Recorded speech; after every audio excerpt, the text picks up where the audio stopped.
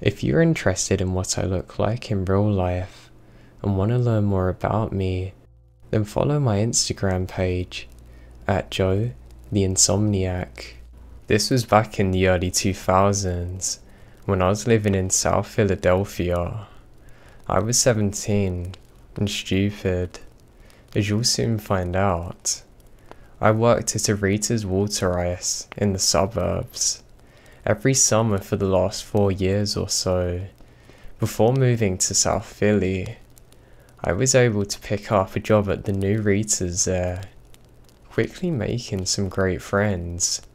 One friend in particular, Heather, was my dancing and singing partner on those rainy days we had, where the radio was there and we could speak to each other.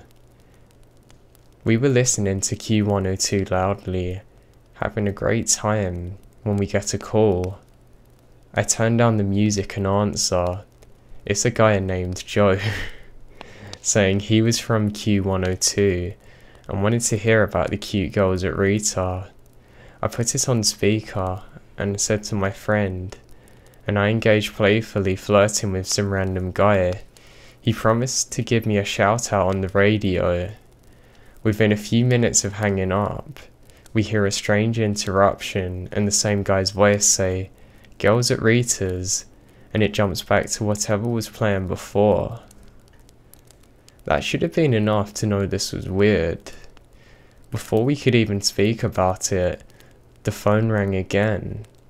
Joe said if we heard it. We said yes.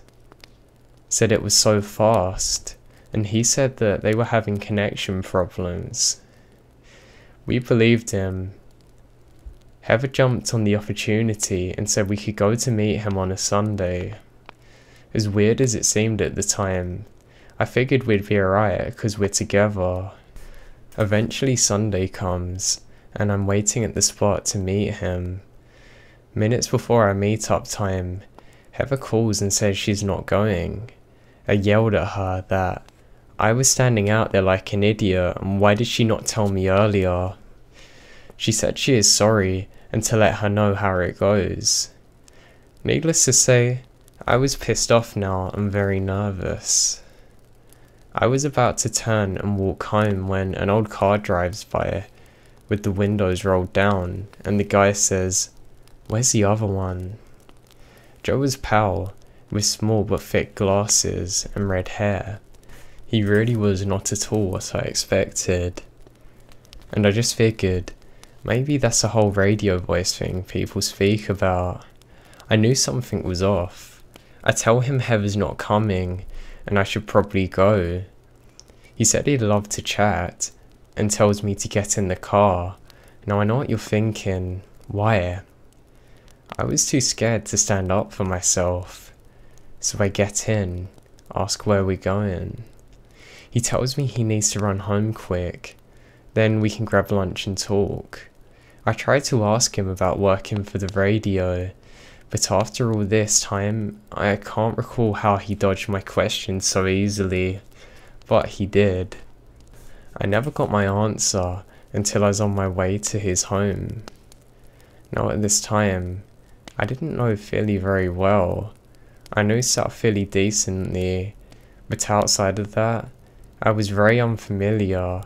We drove for about 20 minutes until we reached a dodgy looking neighborhood of tiny, squished together row homes. This is most of Philly, but in my memory, those were exceptionally small and creepy looking. As my brain is telling me to do something, I follow him in his home anyway. Me now is getting sick to my stomach just thinking about how stupid I was then. He opens the door. That's when it hits me. To this day, I don't know anything about radio and how he did what he did, but his entire living room is covered with wires. His walls were lined with at least dozens tangled up together, with several phones on the coffee table and sofa. I look around in horror, realizing just how stupid I was. What the hell was gonna happen to me? Why did he bring me here? Where is this going? He said to me to sit down. I did so in fear. Then his mother comes out from what I guess is a kitchen. Who the hell knows? Their rooms are a mess, just with wires everywhere. She just seems so excited to see me, as if she's been waiting for me forever. She starts asking me questions like how did Joe and I meet, or what I do for a living. I'm realizing that Joe probably isn't much older than I am because her questions are not geared towards somebody who's still in high school. Does she even know why all these wires are here? Does she know what the hell he's up to? My brain is frantically running with these questions. How many teenagers has he lured here before? What the hell is going on? After about 20 minutes of this, his mum is trying to get me to eat something and to tell her about my life. Joe stared at me from the sofa. It sounds so weird. My brain jumps into its only action it can at this point. I have to take this call. I'm so sorry to interrupt you. I run outside. I start yelling to the non-existent person on the line, asking what's going on, where are you? I'll be there in a sec. I walk back in, tell Joe that I have to go home immediately because my dad's in hospital. He squints at me, not sure if I was lying or not. And the only thing I can think to do at this point, I yell out now. He jumped up, grabs his keys, heading for the door. I followed without even a nod to his mother, who stared at me as I left. So awkward. Not a word was spoken on the drive.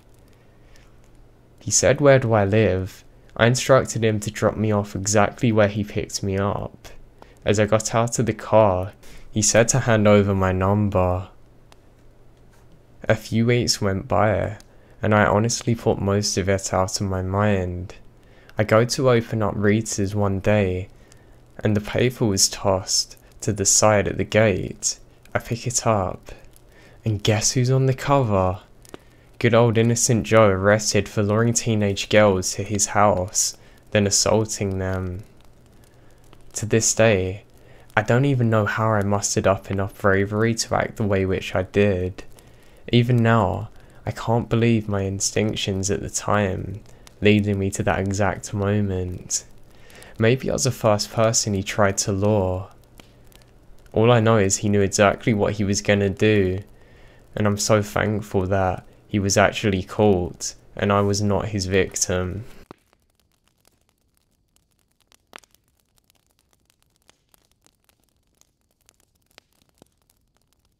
I worked as a flight attendant for a few years, when I decided to take an extended sabbatical from college. There were a handful of let's not meet situations I encountered, but one in particular still makes my skin crawl more than any other. I was born and raised in Texas, but had moved to New York when I was 21. So when I found out at the beginning of the week-long trip that I'd have a couple of overnights in Austin, I was super excited to go to my home state for a few days. My brother lived just north of the city, and we planned to hang out and go to dinner the night I arrived when he got off work. And the following day we were going to meet up with our dad, who lived about an hour away. So I get to the hotel downtown, the crew and I check in, and then we head off into our rooms. Short elevator ride and I get to mine, where not even 5 minutes later there's a loud, hard knock at the door. It was only around 1 or 2 PM, and I hadn't called either my dad or brother to let them know I was in town yet, so they wouldn't know what room. I assumed it was maybe one of my crewmates, so I headed to the door. Before even making it to the door, however, there was a loud, male voice on the other side booming, "The front desk sent me about the bathroom problem you called in." Before trying to open the door, "Unlock the door and open it, miss. I need in now." I froze in my tracks. I hadn't even been in the bathroom yet, let alone called anything to the front desk. I'm a petite chick, and while I take no rubbish from anyone despite my size, I still, on the side of caution, you know. Slowly inching towards the door to look out the peephole, all I could tell was the man on the other side was at least 6 foot tall and easily over double my weight. No way in hell I was going to unlock the door. I responded to the guy, telling him he must have the wrong room. He continued pounding on the door, while constantly turning the handle, telling me no, he needs in, and was getting in the room one way or another. I panicked, but thankfully had the sense to grab the phone and call the front desk. The desk confirmed that they neither had sent anyone up to my room, nor had they received any call about the bathroom. The entire time, this guy was still determined to get in my room, pounding and yelling. Luckily for me, the front desk had dispatched security to my floor. When the security officers step off the elevator a few seconds later, I can hear them in the hall approach and ask the guy who he was, what he was doing, and telling him he had to leave the hotel. He immediately gets hostile and aggressive towards them, and the front desk clerk I'm still on the phone with tells me the police have been called and are on their way. In the meantime, I'm trapped in my room, scared. Long story short, the cops show up and pretty quickly manage to arrest the guy for trespassing and criminal menacing or something. I later found out that the guy was also wanted in connection to a string of break-ins and violent assaults in Austin. He had seen and stalked me from the minute I entered the hotel lobby. Apparently, I was exactly the type of victim he liked. Nothing else happened after that, but it still rattled me for the rest of my stay in that hotel.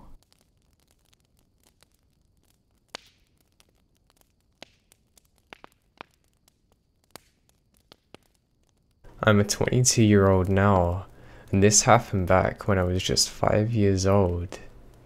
Even though it was so long ago, I remember it so vividly.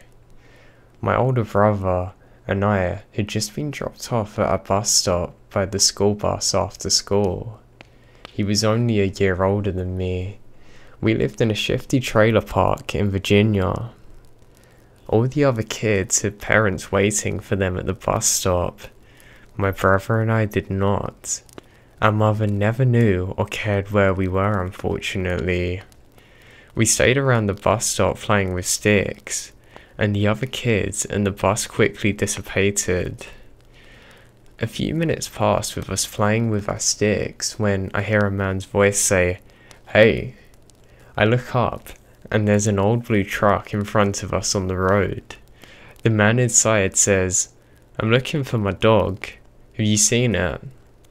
Me being the huge animal-loving kid says, "I know, but I want to help." He said, "Oh, maybe if you come and help, we'll definitely find him. You get some candy too." Yes, I know, the classic candy offer. I for some reason was never coached on stranger danger either. I began walking around the front of the truck to get into the passenger side when, all of a sudden, my arm was yanked very hard by my brother screaming "run," and pulled me and ran us all the way down the side of the road where we hid behind a dumpster. The old truck immediately sped off as my brother and I ran away. A man with obvious bad intentions wouldn't have sped away. If my brother wasn't there that day, I would have absolutely gotten into that car and surely never been seen again. We waited there behind the dumpster for a few minutes, not really sure what to do, running the rest of the way home.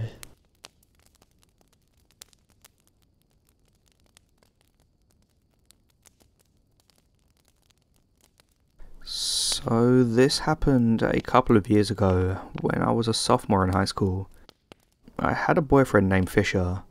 He wasn't the most attractive, but he was nice, so we started talking and eventually decided to become a couple. Things started off normally as they usually do, but soon I started to become overwhelmed by his attention.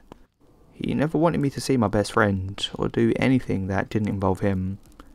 Eventually, he would want to talk on the phone as soon as we parted for the night and wouldn't let me go to bed. One night, I couldn't take it and told him that I was going to bed, then hung up. About half an hour later, I hear a knock at my basement door. I move the curtains a little and he's standing out there. He refused to leave until I let him in. This went on for months and months. He would stalk me at work and home. If I didn't answer, he would call my parents and ask where I was and what I was doing. At one point, I tried to break up with him and he started freaking out and saying he was going to kill himself and it was all my fault. I was afraid to leave him and afraid to go anywhere thinking he would follow me. One of the times he showed up in the middle of the night. I let him in, hoping I could convince him to leave. Wrong move.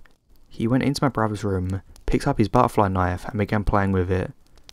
I was getting a little freaked out by then, so I asked him to leave.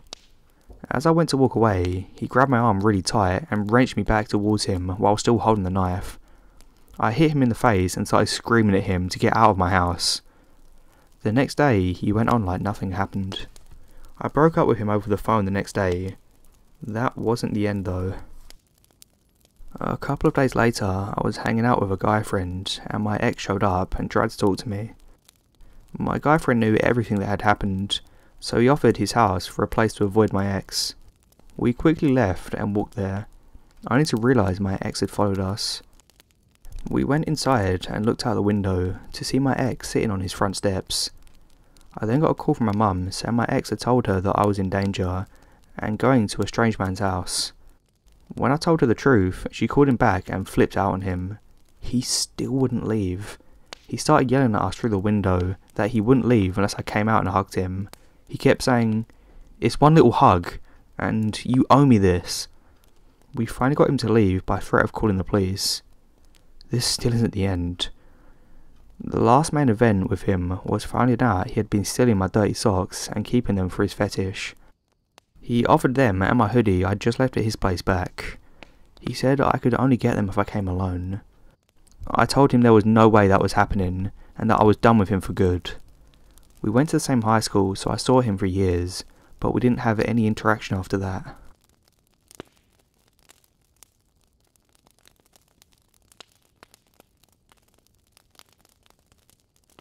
When I was in high school, I worked as a cashier at a local grocery store.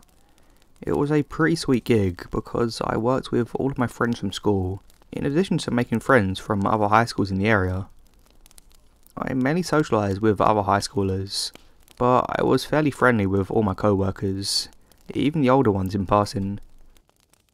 There was one guy I worked with that would always come through my line to buy things for his break.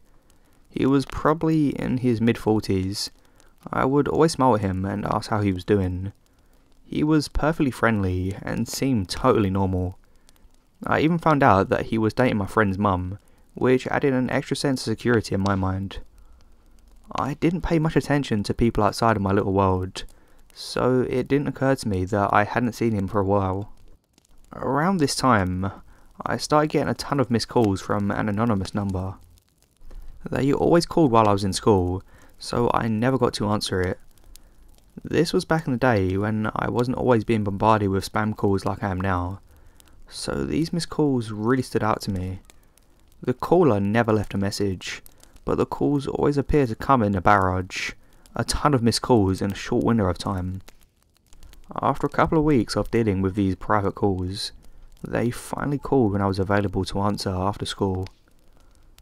I was hanging out with my best friend, and she was already aware of this phantom caller, so we were both excited to put them on blast.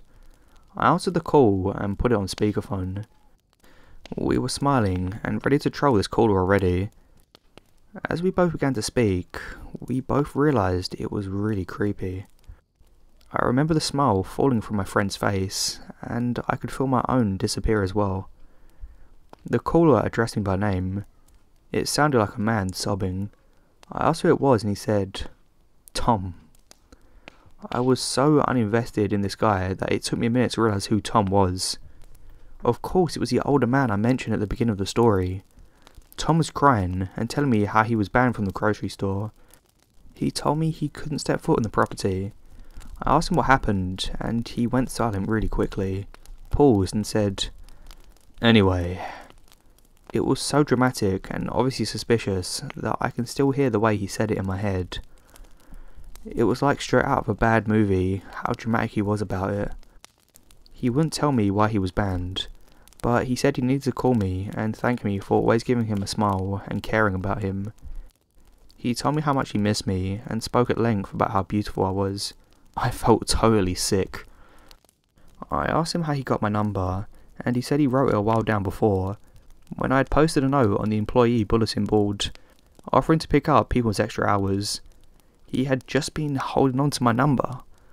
He apologised for scaring me, and told me he'd like to keep in touch. I told him I didn't have his number since he called me on private. Not that I would call him anyway. This was my ploy to understand why he was calling private. He didn't offer me his number, he just said he'd call me back. I think I ultimately ended up hanging up on him out of fear. My friend and I just sat together, stunned, in silence. He was basically a stranger to me. A grown man, crying to me about how beautiful my smile was and how much he missed me. I had several more missed calls over the following weeks, but never reconnected with him. These calls eventually stopped, and of course my phone number has changed a couple of times since then. Oh, and I confronted my friend, whose mother was dating him. She said they had recently broken up because he was crazy, but wouldn't divulge in any further details. Whatever, just stay away forever, please.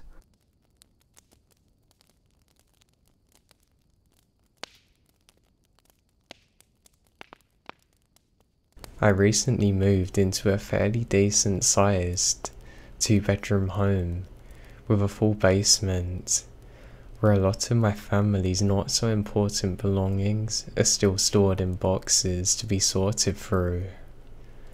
Our home resides in a quiet neighbourhood, but our elderly neighbours advised us on some sketchy figures wandering about late at night, as there's a section 2 or so blocks away where the houses have residents who shouldn't be there.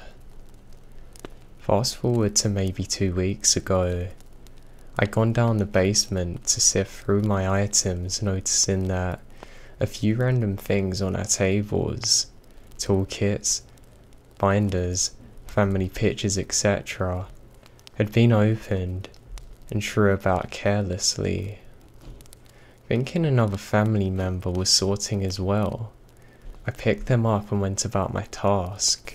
Now over the following week, I would hear strange banging coming from the basement, sort of like our washing machine lid being shut. Now, I'll admit I'm skitterish and my mind sometimes jumps to the worst possible outcome, so I become worried. Now during this time, I'm the only person home, so grab some pepper spray and go to check it out. Now our basement has 2 full rooms plus 2 adjoining smaller ones, one of which has a door that, myself, I have never opened. It is also barred by a beam of some sort, but the door stands slightly ajar. I assume it's just a small storage area. Upon turning on all the lights and cautiously walking around, I had seen that a few more of our belongings and boxes that weren't unpacked yet had been opened and were laying there on the floor. What concerned me most was that our basement door leads outside to the side of our house and it's unlocked. This is not something my family would have forgot. Further inspecting the basement proved that no one's inside, though I didn't pry it open. Telling my father about this, he said that the noises are probably the heater popping, and perhaps he forgot to lock the door, or taking the trash out. I'm not so convinced on this, but I really hope I'm not correct in thinking that somebody may be in our home, but realistically, this is probably what's happened. I'll keep you all updated.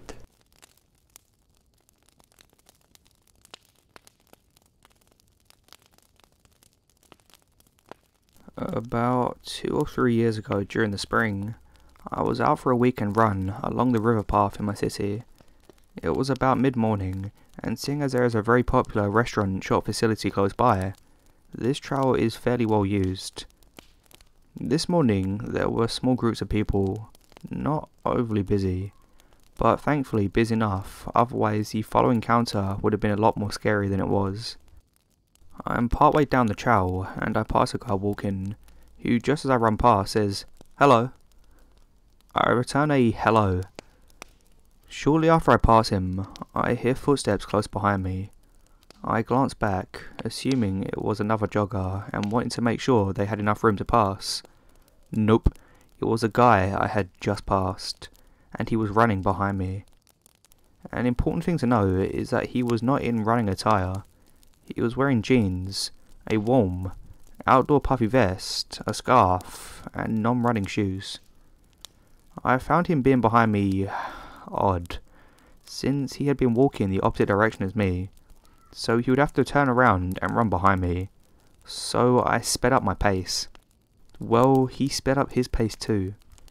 So I sped up again, and so did he.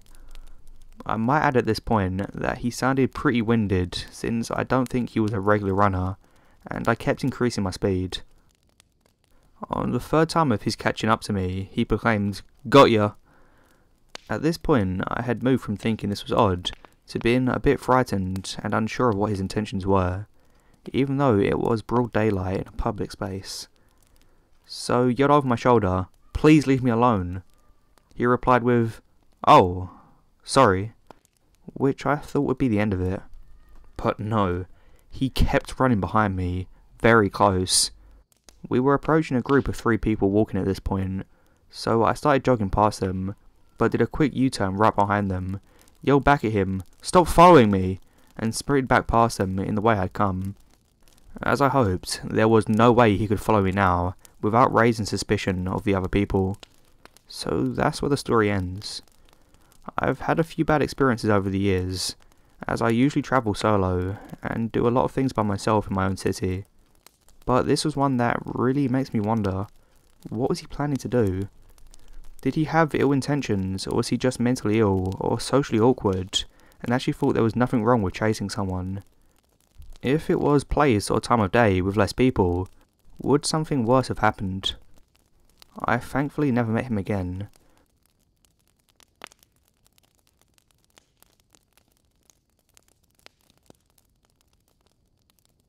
I don't remember how old I was, just that I was small enough to fit in the front baby seat of a grocery cart. That would put us in the very late 90s or early 2000s. I was grocery shopping with my mum at a Costco. For those of you who don't know the chain, it's basically a huge warehouse where everything is sold in bulk. Food, clothes, books.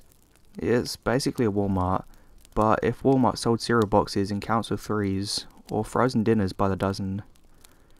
My mum has a habit of pulling her grocery cart down to the side of the aisle in stores, and then walking the length of the shelves, picking up what she wants, and then coming back to the cart and dumping what she has in the basket.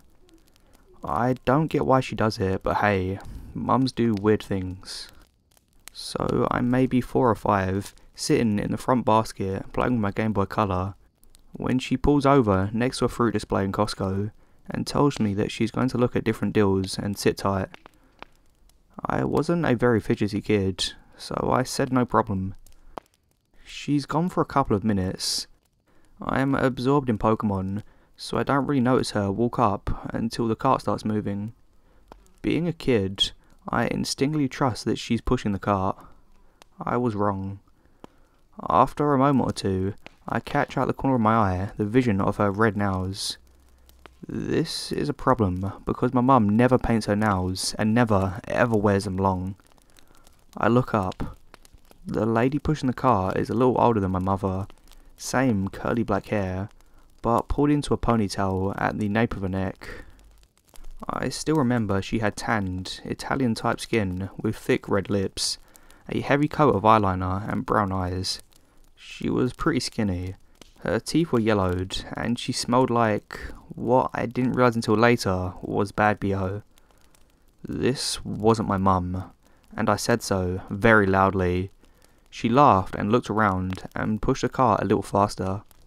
I said it again, and she looked at me dead in the eyes and said, and perhaps I'm paraphrasing here because I don't remember the exact wording, "Oh sweetie, what a game you're playing, I am your mum." The way Costco is set up, at least ours, is that in the produce area, instead of aisles, they're more like islands. They're large square setups that you can see the entire length of the produce section if you walk that area. So of course, you can see my actual mother a few displays away. As loud as I could, I remember yelling, "Mum!" and watching her head whip around to look at me, right as this lady is trying to cover my mouth with her hand. I don't know if she decided then I wasn't worth it, because I was so noisy, or if looking at my mother charging from a few displays over. Just a side note, my mum is not a petite woman. She's built like a linebacker and played roller derby and softball throughout college, up until I was about 10. She's more of an ox than a human woman, but that's why I appreciate her. But anyway, this woman squeezed her hand around my little face once and then booked it. My mum comes running up to me and starts asking me a million questions. My little brain thinks that all of a sudden I'm in trouble for using my outdoor voice, because she looks mad, so I start to cry. By the time she calmed me down, the lady was already gone, and we reported her to security. The store never found her inside, and security cam footage showed her leaving, but never with anyone else. I don't know why she picked me, or what it would have been for, but I'm just glad my real mum ended up scaring her away, and that nothing became of it.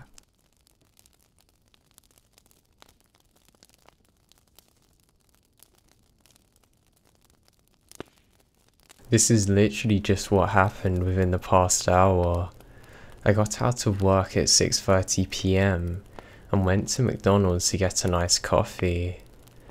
I pull up to the drive-thru and there's a red truck in front of me with a cap on the bed.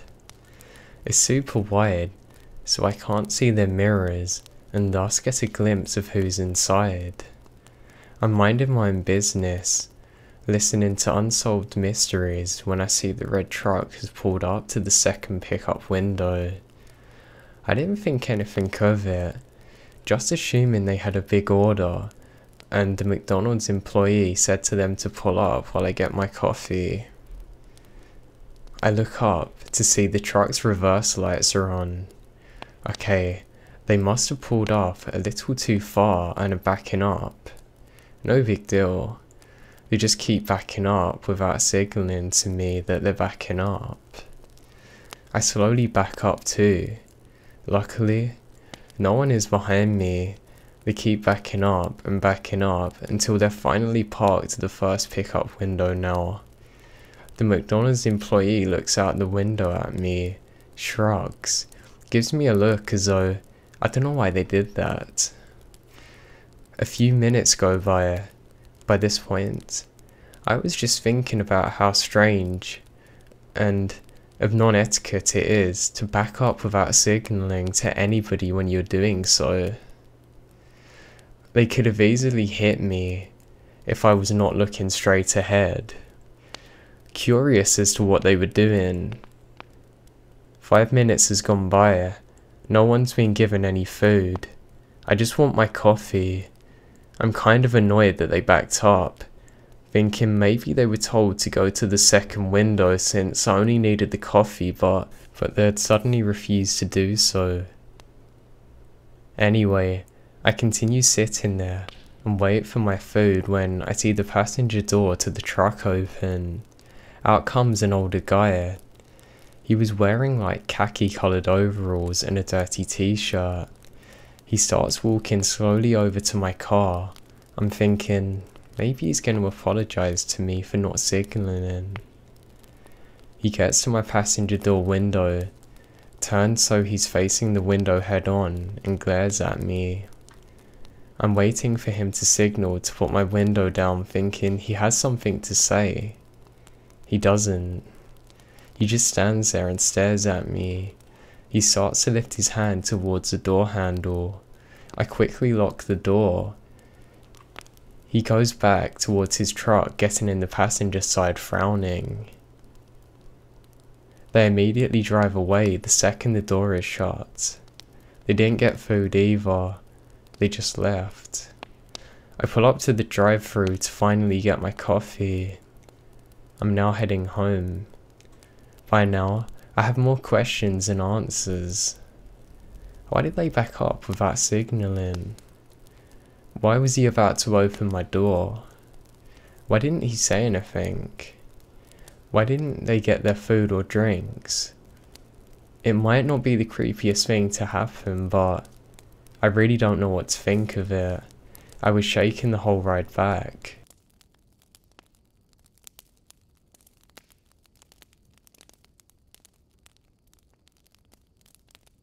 Some background. I work summers as a camp counsellor in the northern part of Ontario, Canada. On the date this particular incident occurred, I was camping with a group of 10-year-old boys on the same lake the summer camp was based on. So, like a routine camping trip, we canoe out the site and set up our tents.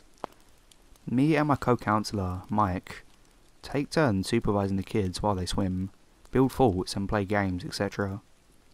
We cook some food over the fire, sit around and tell stories, cook s'mores, the typical Canadian camping experience. Around 9:30ish, I tell the kids it's time for bed and they head into the tents.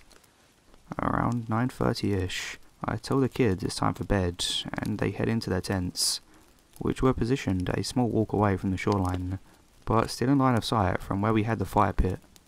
So the kids had gone to bed, and me and Mike are shooting the shit by the water, smoking a cigarette. Just basically hanging out before we decide to head into our tent and call it a night. What happened next still troubles me to this day, and remains my go-to scary campfire story. We were both gazing into the pitch black night water, when we saw a small light approaching us slowly and slightly above water level. We speculated what it could possibly be for a few minutes, before it came close enough to see that it was actually mounted on the front of the kayak, and that someone was approaching our campsite. Now, it's important to note that as a camp counsellor, part of our training goes over how to deal with a strange encounter in an environment where we're responsible for a group of children on public property. I was prepared to give the mystery paddler the typical speech about how we're camping with a group of recognised organisations, and we would respectfully ask that they find another campsite. However, this person's appearance shook me to the bone as the light drew nearer. Paddling this kayak was a woman, who looked to be in her 60s. She had incredibly long wisps of grey hair that were trailing in the water. Her skin looked like old leather, and her dead-looking eyes were tough to spot under all her wrinkles. She looked directly at me, and when she spoke, I realised she was missing most of her teeth. "Are all of your children safe in bed?" she asked me, pointing in the direction of the tents. Not really knowing how to respond, and quite frankly, I was terrified. I responded by telling her that they were all fine and that she had to leave. "That's good, just as expected for this time," she said with a smile, then turned her kayak and paddled off into the night. At this point in time, myself and Mike were legitimately really creeped out, not only by the appearance of this mystery woman who had resembled a freaking corpse, but also her inquiry about the whereabouts and safety of the kids we had brought to the trip. Not knowing what else to do, we grabbed our hunting knives and sat by the fire checking on the kids. Half hour later is where it got really creepy. Across the lake, a female counsellor was leading another trip for kids the same age group. She sent me a text which read something along the lines of, "Hey Sean, stop screwing with us, this isn't funny, my kids are really creeped out." I instantly called her and let her know I had just seen someone near my campsite that seemed eerie, and that I was not trying to play a joke. Apparently one of her kids had opened their tent door to take a pee, and seen a woman with long hair, standing with her arms open towards them near the shoreline.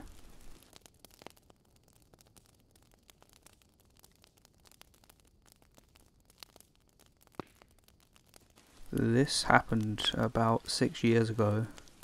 If I'm remembering the year correctly, I'm pretty sure I was 11 at the time. It was my first ever overnight stay at a summer camp, and I was pretty excited. This particular camp had a system where it normally functioned as a day camp, but there was one night each week where kids would stay overnight. I was a socially awkward kid, so I had avoided these overnight stays as much as possible. But this one time I decided to be brave, have some fun and try it myself. Only after did I regret it. So before I explain what happened, I'll briefly give an outline of the camp. It was situated near the shore of an island lake, which had very few houses on it. My camping group decided to take advantage of that, and agreed to set up a few feet away from the shore, in a small clearing located near a small path. Much of the shoreline was walled off by low-lying thornery underbrush, including the area we were in. So, flash forward to night time. We've set up our tents and sleeping bags, we've eaten our s'mores, and we've set up our sleeping arrangements. I'm in a large tent with 3 other boys, sitting a few feet off from a path that ran through the clearing. We whisper amongst ourselves, talking about the best camp activities, crushes, the nicest counsellors, you know, usual summer camp stuff. We're just about to say our goodnights when we hear the faint hum of a motor coming from the lake.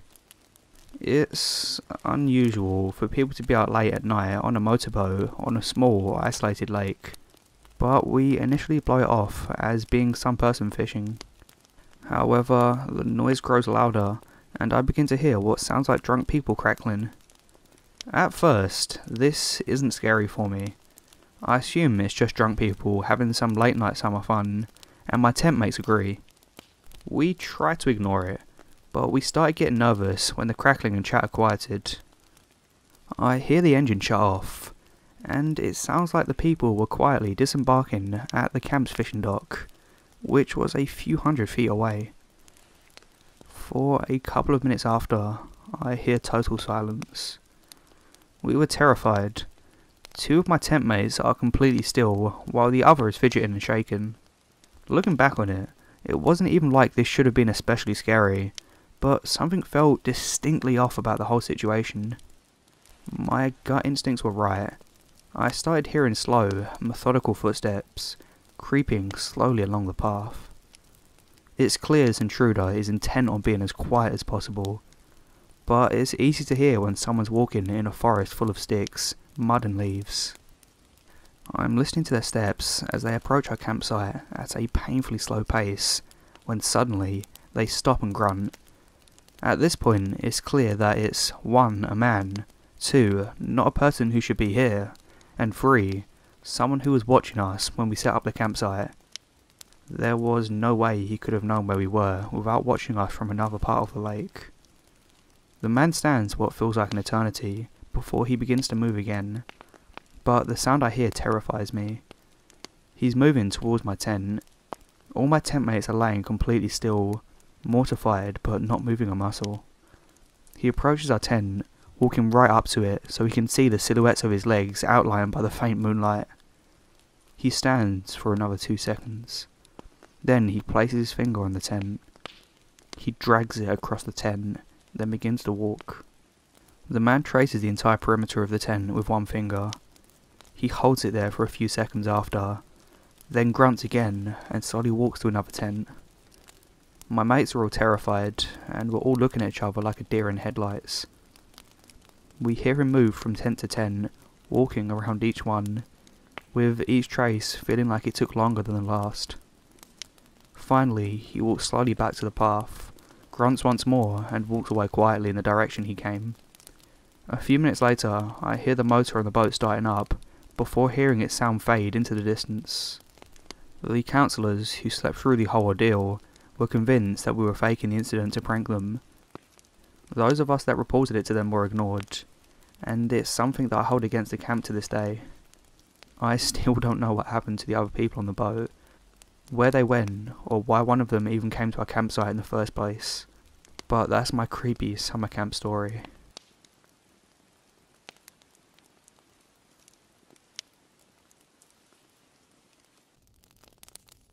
When I was 12, a couple of months from 13, I was diagnosed with early onset bipolar disorder. I was really struggling around that time, and that was also around the time that I began middle school. I live in a rather sketchy part of my city. It has its nicer, wealthier parts, but we also have quite a bit of gang activity and such. My family has always been lower middle class, therefore I gone to a pretty bad school. To keep it short, there was lots of gang activity, sketchy transactions in the bathrooms, and behind the buildings that were often overlooked, homeless people hiding out in the woods behind the building. Pretty bad. Those were the 3 worst years of my life. I tended to attract toxic people living in that mindset. That's when I met Tanisha. I don't remember how we met. It seemed like she just appeared by my side one day during gym class. It turned out she lived in a little secluded place that branched off from my subdivision. and that little secluded place had its 2 parallel streets, and they always freaked me out. Now they're always very dark and surrounded by trees. I felt uncomfortable every time I would walk across into that part of the neighborhood. Now I believe it was my intuition. It started with strange stalking. I'd get home from school and she'd be at my mailbox. I'd come home from an errand and she'd call the home as soon as we pulled into the driveway. From day one, I immediately felt uncomfortable when around her, so why did I continue to go around her?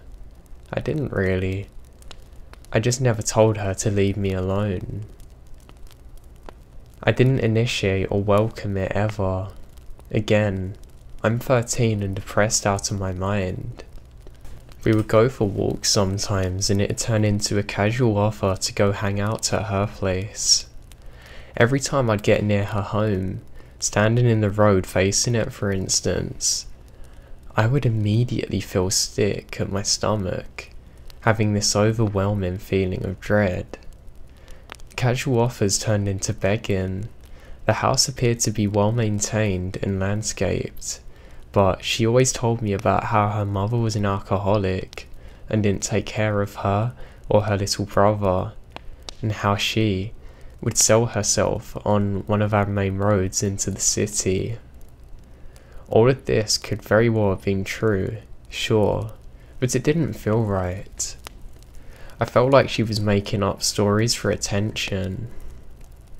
There's a rather large reservoir near my subdivision. During 7th grade, before turning 14, a young girl went missing. A week later, she showed up in the reservoir. Over 6 months or so of what I remembered, Tanisha would disappear for 4 days, every once in a while during them periods. A kid would go missing, ending up in the reservoir. I felt like it wasn't much of a pattern then, or else the authorities would have picked up on it, but on the other hand, this kind of attendance wasn't at all uncommon at my school. No one cared, honestly. I dunno.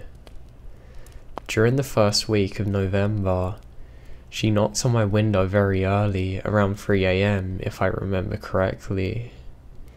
She said that she had a birthday present for me waiting at her home, and she wanted me to come and get it. It was too big for her to carry all the way here. She sounded desperate, almost frantic. I said no, and when she said why, I told her that we had an alarm system that my mother would wake up with if I disarmed it. She then literally started begging for me to come with her. She wasn't at school the following day, and 2 or 3 days later, another kid shows up in the reservoir. There are gaps in my memory from those 3 years, partially because I was terribly unhappy.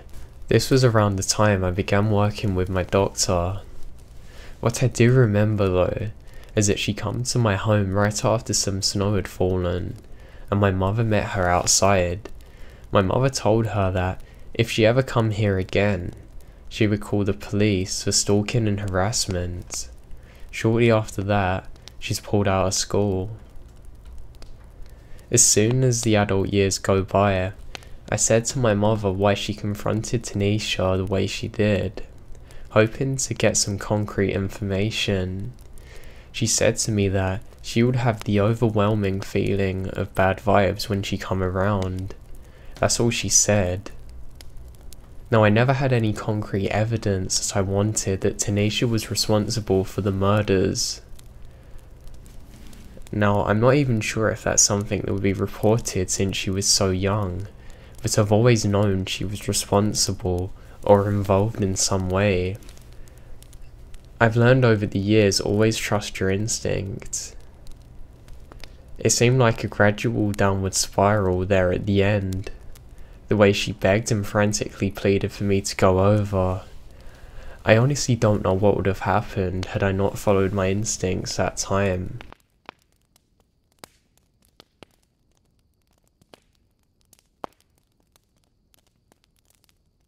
When I was 19 years old, I worked at a summer camp as a counsellor, and lived at the camp on weekends, when there were no children present.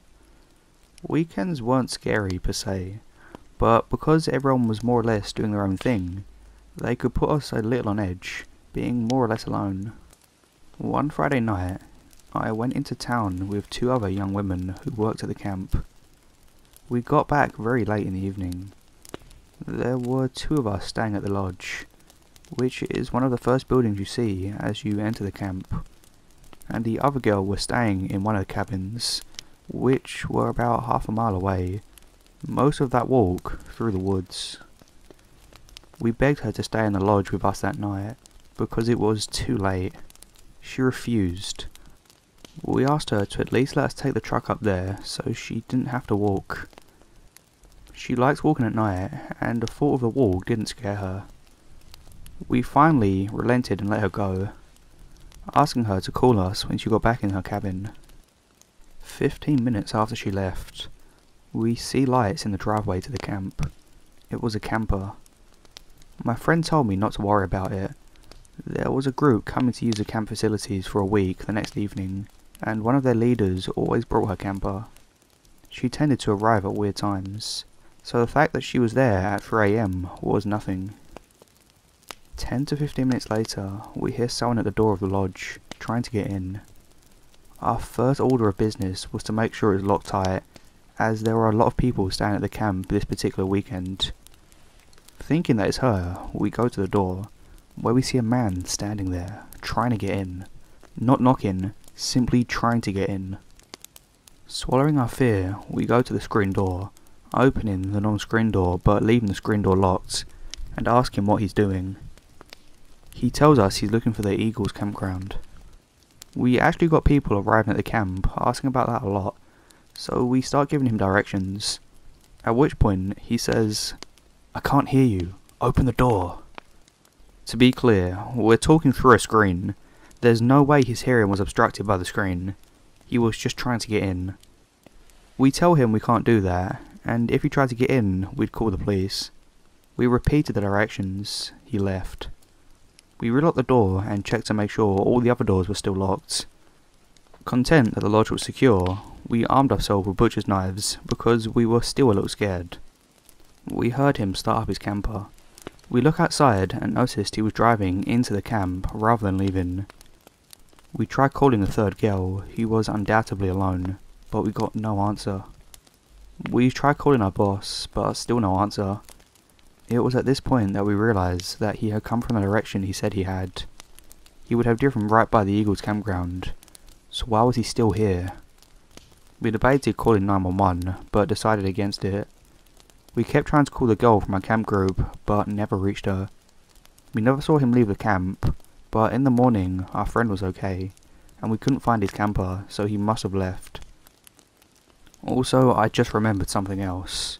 The following morning, after we checked up on the third girl, she had heard nothing and seen no sign of him, and discovered the camper was no longer on the property, meaning he left well after 4, and who knows how much of the camp he saw. We met up with some of the male counsellors, who had spent the night at the Eagles campground because they weren't allowed to drink on the camp property. They were all of age, and they told us that their tent had been set up by the entry to the campground, and that no one showed up after midnight, which makes it even creepier to think about.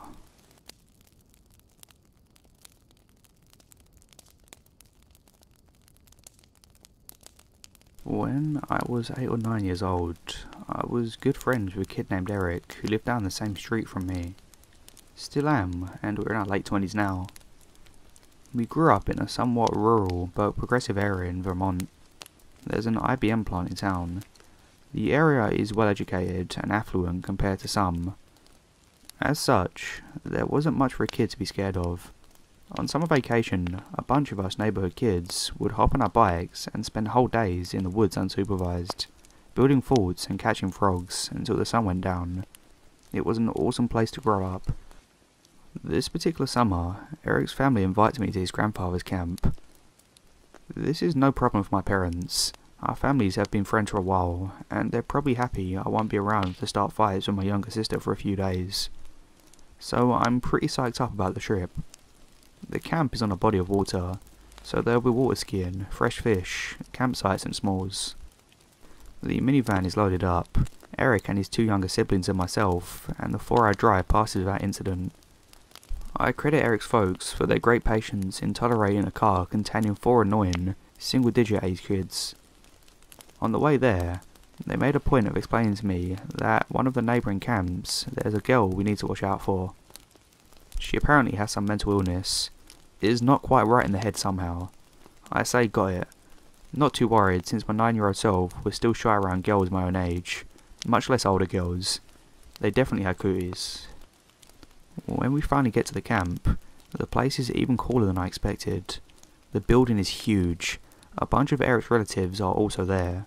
Forest to both sides, open water in front of us, and not another camp in sight. It doesn't get any better than this for kids who just want to run around in the woods or paddle around in a canoe, and that's exactly what we did for the first couple of days. I remember we caught a turtle that was smaller than a hockey puck, and pleaded with his parents to keep it. The weather was perfect. New England has some amazing summers, and this one was no exception. Fast forward a few days, we're having a cookout on the day before we have to go home. Some of Eric's uncles had gone out for that morning and caught a bunch of catfish, and we're grilling them up with burgers and hot dogs for dinner. I got bored waiting for the food to be ready, so I'm splashing around down by the water, skipping rocks out on the water. That's when I noticed something in the water, down the shore a ways. The trees obscured my view, so I wandered closer to investigate. Whatever it was headed in my direction. As I approached the tree line at the shore, I'm suddenly face to face with a stranger in a canoe about 10 feet in the water. There's a girl sitting in it by herself, and she waves at me. She's older than me, but not a grown-up, and looked normal enough. She starts talking to me, and doesn't seem too threatening. I am also curious about who she is, since I've been running around the woods and exploring the coast, and I know there aren't any other camps nearby. At one point I glance back, and most of the people milling around the grill have gone inside, so nobody spotted me at the edge of the property talking to this person. For some reason, I've either forgotten or ignored the advice previously given to me about avoiding a girl who fit this exact description. Looking back, I think she must have been manipulating my pre-adolescent brain, because the next thing she asked me is if I wanted to go for a ride in her canoe. It sounded like a fun thing to do, so I start wading out to the water to hop in her boat when I hear Eric's mum shouting at me very urgently, "Joe, it's dinner time, come inside now!" I really didn't think anything of it at the time, but when I recently discovered this subreddit, the memory popped up in my head. Looking back on it, I have no idea what would have happened if I'd gotten in the canoe with that girl. I can't help but think that my buddy's mum may have saved my life that day.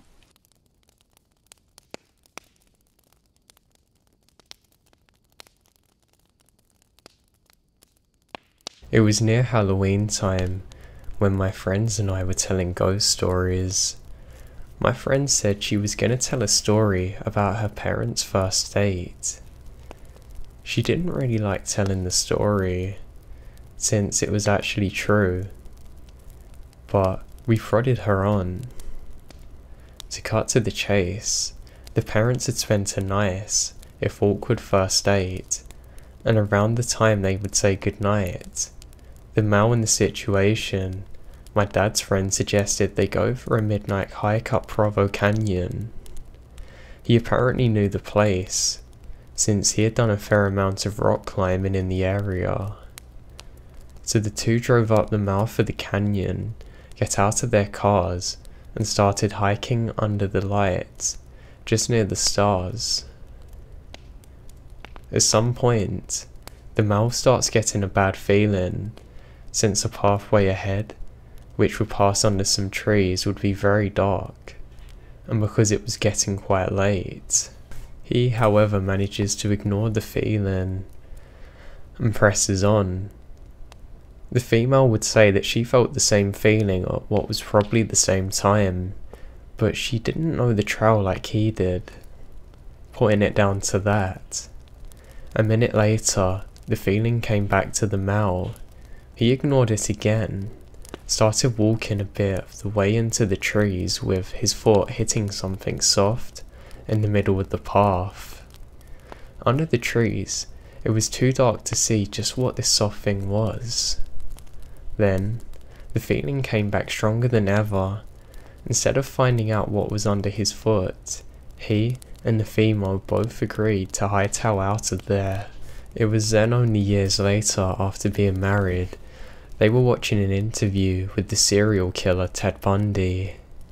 In response to a question asking him to describe the time that he felt the closest to being caught, he explained about the night that he lured a girl into Provo Canyon and just killed her when he heard some people coming up the trail. He explained how he hid in some trees just in time, only to watch some guy walk right out into the body, and for some reason, just turned around and walked away. So my friend's parents stumbled onto a fresh corpse left by Ted Bundy.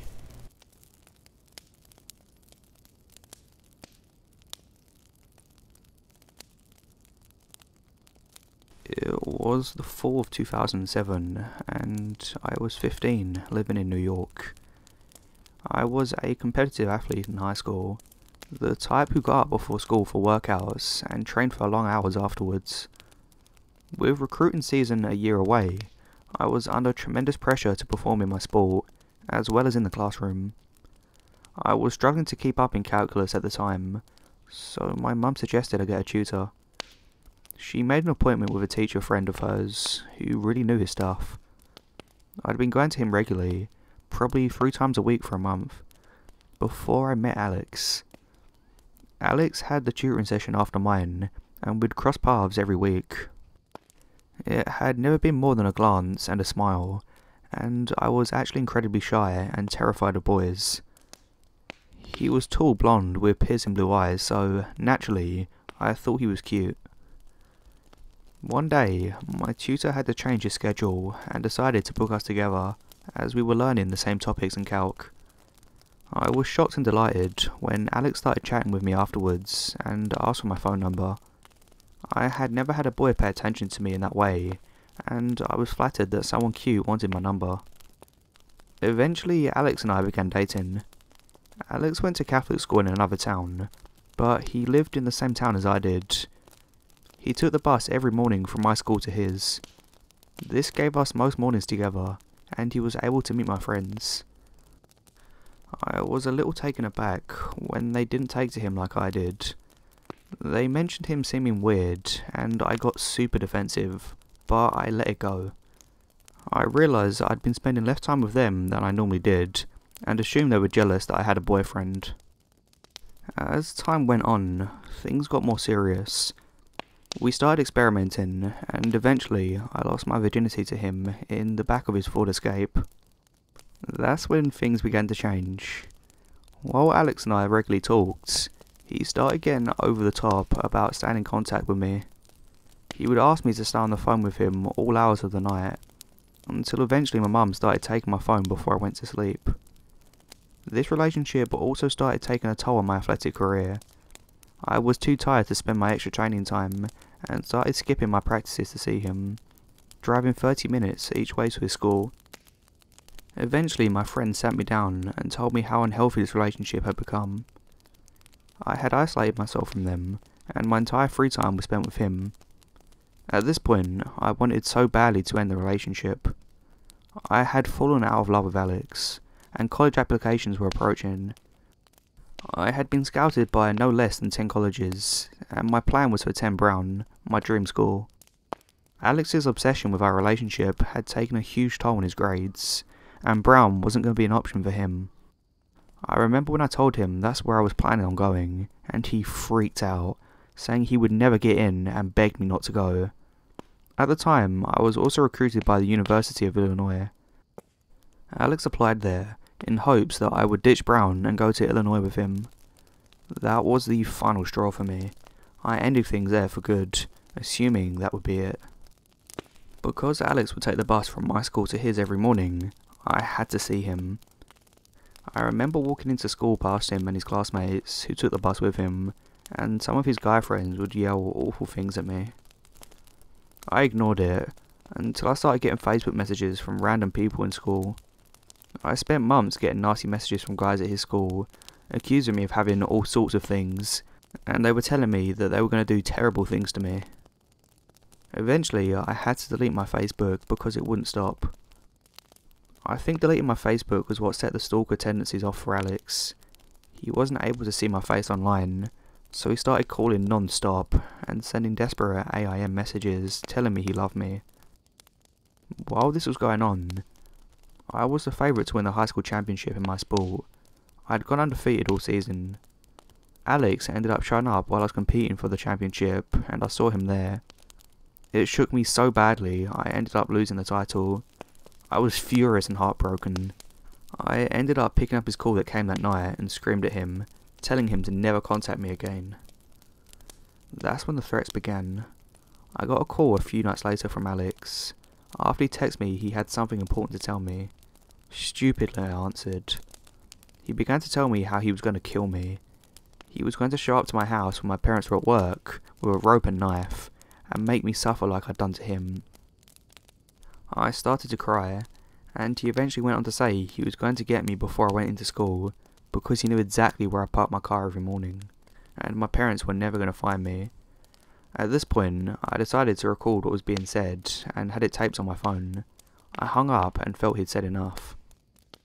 The next morning, I went into school extra early, much earlier than I figured he'd be there. I showed the advisor my recording, who then called my mum. I remember feeling a deep-rooted shame as my mum listened to the recording, like I'd done something to bring this on myself. My advisor was so alarmed by the recording, he advised me to go to the police. This day still feels surreal to me. My mum and I sat in the police station all day, explaining the story of my relationship with Alex and how it got to this point. The police then drove to his high school and arrested him while he was in class. The topper in the day, though, was when I went out to bring food back to the police station for my mum and I pulled into the station at the same time as a car holding Alex did. I saw him in handcuffs, and he indeed looked like he was going to do something to me.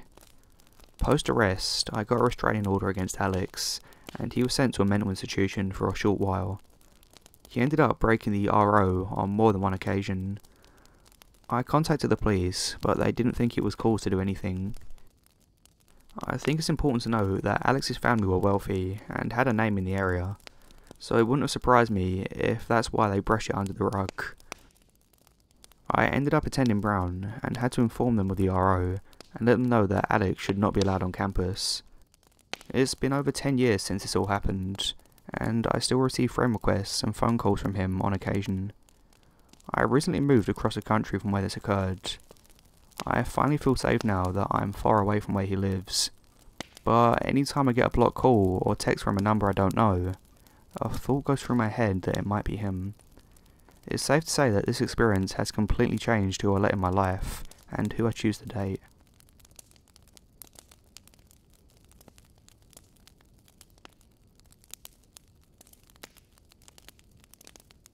Okay, so this could have been nothing, but something felt so off. Just for a bit of backstory, last night my sister, who lives 3 hours away from me, had somewhat of an emergency and asked if I could stay the night with her. I packed my bags right away and headed there at 9 PM. As I was about an hour away from my apartment, I realised that my car wasn't going to make it. The temperature gauge was rising, and I didn't want to risk it overheating in the middle of nowhere. So I turned around when I'm about 15 minutes from my home and my car overheats. At this point, it's about 11:30 PM. I pulled off at an exit and waited for it to cool down. Then I got back on the highway, but it did it again. So I pulled off onto the side of the highway. As I'm waiting for it to cool down, I tried to start it again, and it wouldn't start at all. I'm a 23-year-old female, all alone, in a new town, and my boyfriend was out of town, so I started to panic a little, because I read too many damn Reddit stories. I managed to calm down and call my stepdad to let him know where I was, and that I was going to call a tow truck. As I was on the phone to him, 2 cars pull off the highway right in front of me, and then one right behind me. My first thought was that they were going to help me, or that they were travelling together and needed to stop. but it was really weird to me that they pulled off at the same spot I did, with one pulling behind me. They all sat in their cars for what felt like forever, but it was probably only around 3 minutes. Then, a man got out of one of the cars in front of me and started walking towards my car. He walked to the passenger side, stopped for 1 second, then walked to the car behind me. This whole time I'm describing what he looks like to my stepdad, just in case. He was then in that car for a while, and then walked back towards my car, and as he was passing my window, he hit it with his knuckle, knocking once as he kept walking. They sat there for a while, then all left at once. I'm realising as I'm typing that it doesn't sound that weird, but being alone on the highway with 3 cars pulled off in front of you and behind you, it's a suffocating feeling. I really don't understand why he felt the need to knock on my window as he was walking by. I'm not gonna lie, it made me cry because it was just so bizarre, and I was so helpless, God knows what could have happened to me.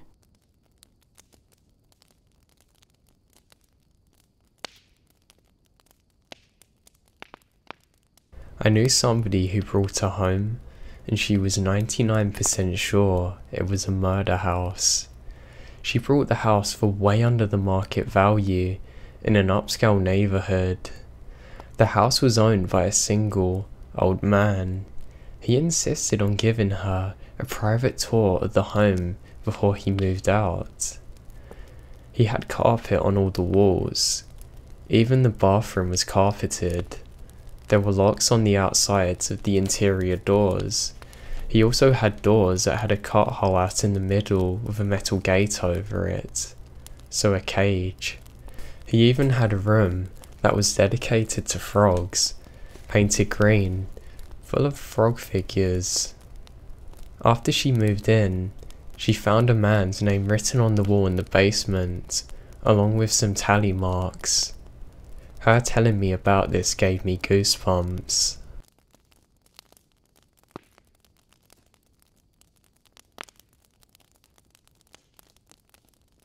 About 7 years ago, when I was 17, my parents went out of town for a weekend and left me at home. This was a pretty common occurrence. My parents trusted me. I would usually spend these weekends away staying with friends or family, as my parents' house is a bit creepy to being alone, even during the day. We live in a small rural town where everyone knows each other, and generally is pretty quiet and safe. Saturday, I was supposed to stay with a friend, but her parents decided at the last minute not to let me stay. It wasn't a big deal that I had to leave. I was somewhat prepared to have to go home, because her parents got weird about company sometimes. I left her house, which is about 15 minutes from my parents' house, around 9:30 or 9:45. While I was on the way home, I got a weird feeling that I really can't explain. I just knew that I didn't want to go stay at my parents' alone. I called my brother and asked if he could stay with me. At the time, he was living with a woman who had a small child. He told me it would be quieter and easier for him just to come and stay with me, since his dog would bark if I tried to come in the house. He said he would be at our parents in 20 minutes. Side note that's relevant later. My brother's a relatively scary looking guy. He's about 6'3", 200 pounds, pretty muscular and covered in tattoos. After hanging up, I decided to stop at the gas station and grab a snack before going home, so my brother would be there when I got there. I pulled into the gas station. There were only a few cars in the lot, which is typical because this is a small town in the rural south, where everything pretty much stops after 8 PM. I park and walk up to the door. There was a man standing outside the door smoking. He opened the door for me without saying anything. This is normal southern hospitality, especially since I'm a female. I smiled and thanked him. Inside, there was another man standing by the door. I noticed him as soon as I came in. He gave me that gross up and down look and said something to the effect of, "Hey cutie, what are you doing here alone?" Creepy. I just ignored him and walked towards the back of the store. He yelled after me and called me the B word. I still ignored him. I figured he was drunk or just high or just an idiot. Most people around here talk a big game, but rarely back it up. I wasn't scared, just annoyed. I got my snacks and paid at the counter. When I got to the door, both men were gone. I was happy not to deal with them anymore. I began walking across the lot towards my car, which was probably about 100 feet from the door. As I was walking, I looked down at my phone to see if enough time had passed for my brother to be at my parents'. When I looked up, the idiot who had hit on me was standing at the pump staring at me. I looked at him for a second and continued walking. "Hey, you know you're supposed to answer a man when he speaks to you," he said. I remember saying something snarky back to him and getting in my car. He looked annoyed at my sarcasm. I locked my doors as soon as I got in my car, started it, and was thinking nothing but getting home and eating my snacks, and I could hang out with my brother then. I put my car in gear and realised the man had disappeared. I looked around before pulling out my parking spot, only to realise that both men were sitting in a car facing mine across the lot. They were both staring at me and talking, occasionally even pointing towards me. I just stared at them, defiant and annoyed. I didn't want them to think I was scared. Whilst we was having our staring contest, the man who had opened the door for me smiled and gave me the finger across the throat gesture, as in, "You're done." I rolled my eyes and pulled out the gas station, annoyed. To my dismay, they pulled out behind me. I hadn't been scared up until this point, because, as I said, most people hear a lot of talk with no follow through. Instead of going home, I took a few back roads that connect back in a sort of circle to see if they were really following me, which of course they were. When they realised I was testing them, they drove up really close to me and started laying on the horn. I couldn't see their headlights, they were so close. I called my brother and told him what was going on. He told me to come home and that he would handle it. I started driving home. The two idiots were still behind me blowing the horn. Even with my detours, I was only 3 or 4 minutes from my parents' house. I slowed down to pull into the driveway and was immediately relieved. At the end of the driveway was my brother, standing shirtless, with his shoulders back, hands crossed in front of his stomach, clearly holding a pistol, his intimidating looking pit bull sitting by his side. I drove round into the yard. The two guys actually started to pull in behind me until they saw my brother, then they hightailed it out there. I have no idea what they would have done if I'd stopped somewhere alone or just kept driving. I always think fondly of the image of him standing there, ready to protect me. I'm thankful he was there.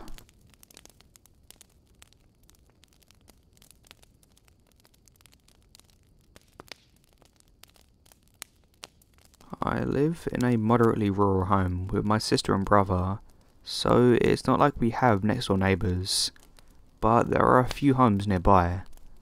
One night recently, I follow my usual route wherever my brother and sister are both working.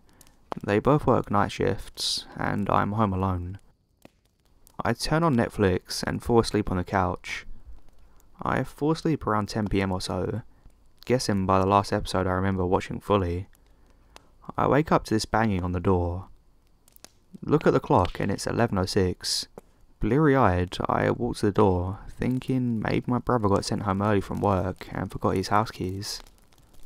Through the glass door, thankfully it's distorted so I don't think the person saw me. I see what appears to be a 20 to 40 something man without his t-shirt on banging on my door. At this point I freak out and call my mum. I'm an adult but not very independent. I left the TV on and there's a fan running, but from down the hall I can still hear them banging on the door. And I can see a flashlight or a phone light shining into the house. I'm not going to answer the door in the middle of the night. My mum wakes my dad and sends him over. They live across town. I'm so freaked out by this person just banging on the door in the middle of the night, and I stay on the phone for what seems like forever. My mum heads over in her car so she has to hang up. Around 20 minutes later, my dad pounds on the dark back door and I let him in, and he goes out to the front to speak to these people. I look out the window and see that it's actually a 50-something mum with her 2 teenage sons and more people in their car. Turns out these people say they're looking for a dog. They say, "We're good people, and we're not those kinds of people." My dad talks to them and they won't leave until a cop comes with a warrant to search the house for their dog. I tell them that I haven't seen their dog. There's lots and lots of almost packs of dogs that go around the area all the time. So now they're trespassing. They taunt my dad and say, "We just want to look inside. Why won't you just let us in? Are there drugs?" At this point my mum arrives and we hang out, and the situation outside is getting heated. We wait a little while thinking they called the cops, but it turns out they want a cop friend of theirs from a city 2 hours away to come and search our house. Hell no. So my mum calls 911 and gets transferred to the police office, and around 12:20 or so a cop arrives. That's fast. I have a few reservations since I don't own the house, but I don't want to go through all the hassle of him getting a warrant, and I want these people off the property. The cop says, "I don't know why you're like this." What, not wanting strangers in the house? He searches the house, but there's clearly no dog in there. The cop talks to the people and they walk off into the night. I didn't mention that whoever was driving their car drove off. I pack my bag and go to sleep in my parents' house. The cop stays outside the house in his car, and we lock up and leave. Other stuff. My phone is on different phone towers than my siblings, so I barely get any signal at the house, and I have to use FaceTime to make any calls. 911 can't be used on FaceTime. I doubt these people are looking for their dogs, and I don't know what they would have done if they got into my house.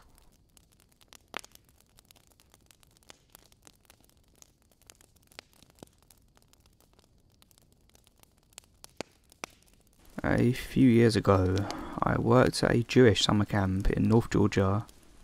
As many of you might know, Georgia is a fairly conservative state, as well as being predominantly Christian. There are small Jewish communities and a few summer camps. I'd say this camp was more culturally Jewish than it was religious.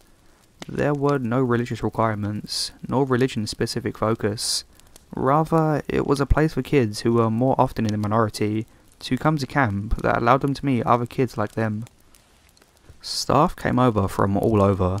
We had many Australians, lots of Brits, a few Israelis, and people from various areas of the USA. Each night at around 10, most of the staff was able to go out to the town for a couple of hours. Enough staff remained behind to watch over the cabins. We rotated. This particular night, a group of 5 of us decided to go to a local bar to grab a few beers. It had been a hot day and was a humid night, so we decided to sit outside on the patio.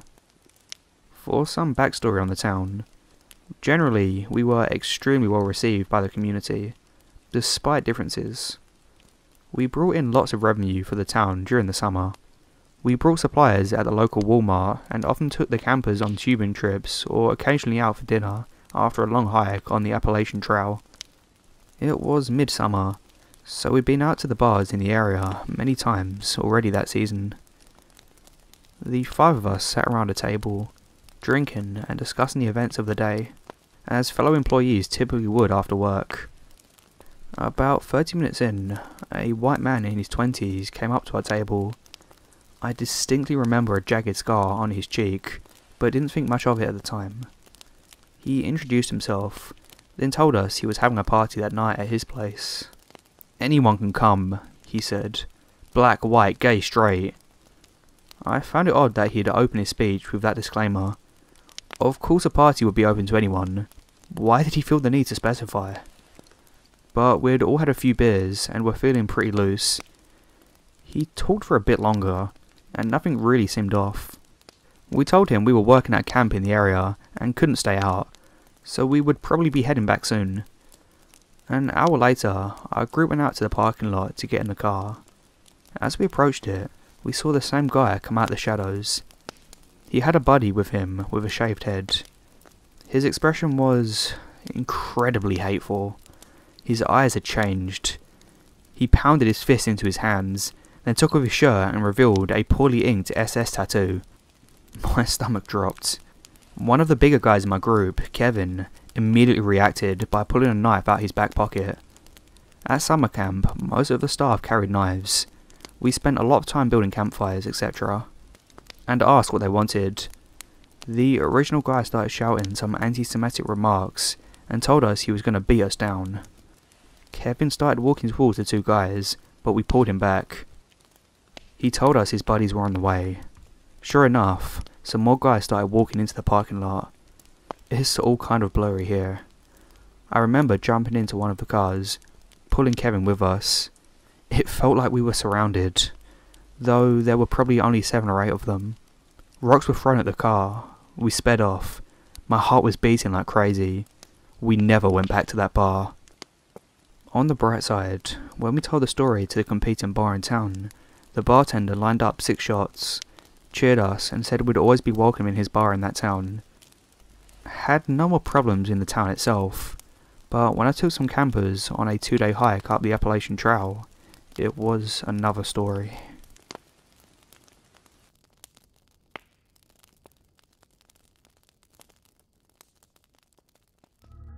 I have barricaded my front door with every heavy furniture that I own. It has held up for about a week now, but I don't think it will last much longer. I can hear that thing outside. It's constantly making that terrible sound. In any case, it doesn't matter if the door does hold or not. Sure enough, I'll be out of the flood after that. It's just a matter of time. I'm hiding in my bathroom with my laptop now, and I really don't know what to do. I have no idea what's going on. My only hope is that you can help me figure out what to do, or what's happening. So let me explain the situation. I've lived in this apartment my whole life, and I've never experienced anything this strange in it before. It's a 4-room apartment located in Stockholm. It's in a very rural area that's expansive. I was brought up here together with my older brother and our uncle. Our parents died when I was too young to remember, and I and my brother were left in the care of my uncle, who owned the apartment. Anyway, in '93, when I was 18 years old, my uncle disappeared during a business trip to South Africa. His body was never found, but presumed dead just a year after his disappearance. It was believed that he was kidnapped together with a group that stayed at the same hotel as him, who were all killed a year later. After he was pronounced dead, I and my brother inherited a fortune that we never even knew about. My brother already moved out, starting his own family, so I was left with the apartment where I'd lived ever since. Because of all the money, I never had to work. I do some jobs as a coder from time to time, but the majority income is from investments my brother helped me make with my inheritance back in the day. I really thought my lonely days as a shy geek without a girlfriend would be over after I got money. Turns out, there's more in it than money. Now, since I didn't really have to work, I rarely met any people, and after a few years, I developed social phobia that never went away. After all those delivery firms that delivered groceries to my front door, I never even stepped outside to buy food. I think it's safe to say that I needed help long before this happened to me. My brother was right about that. Oh my god, my brother, I've truly messed up. This situation is entirely a mess.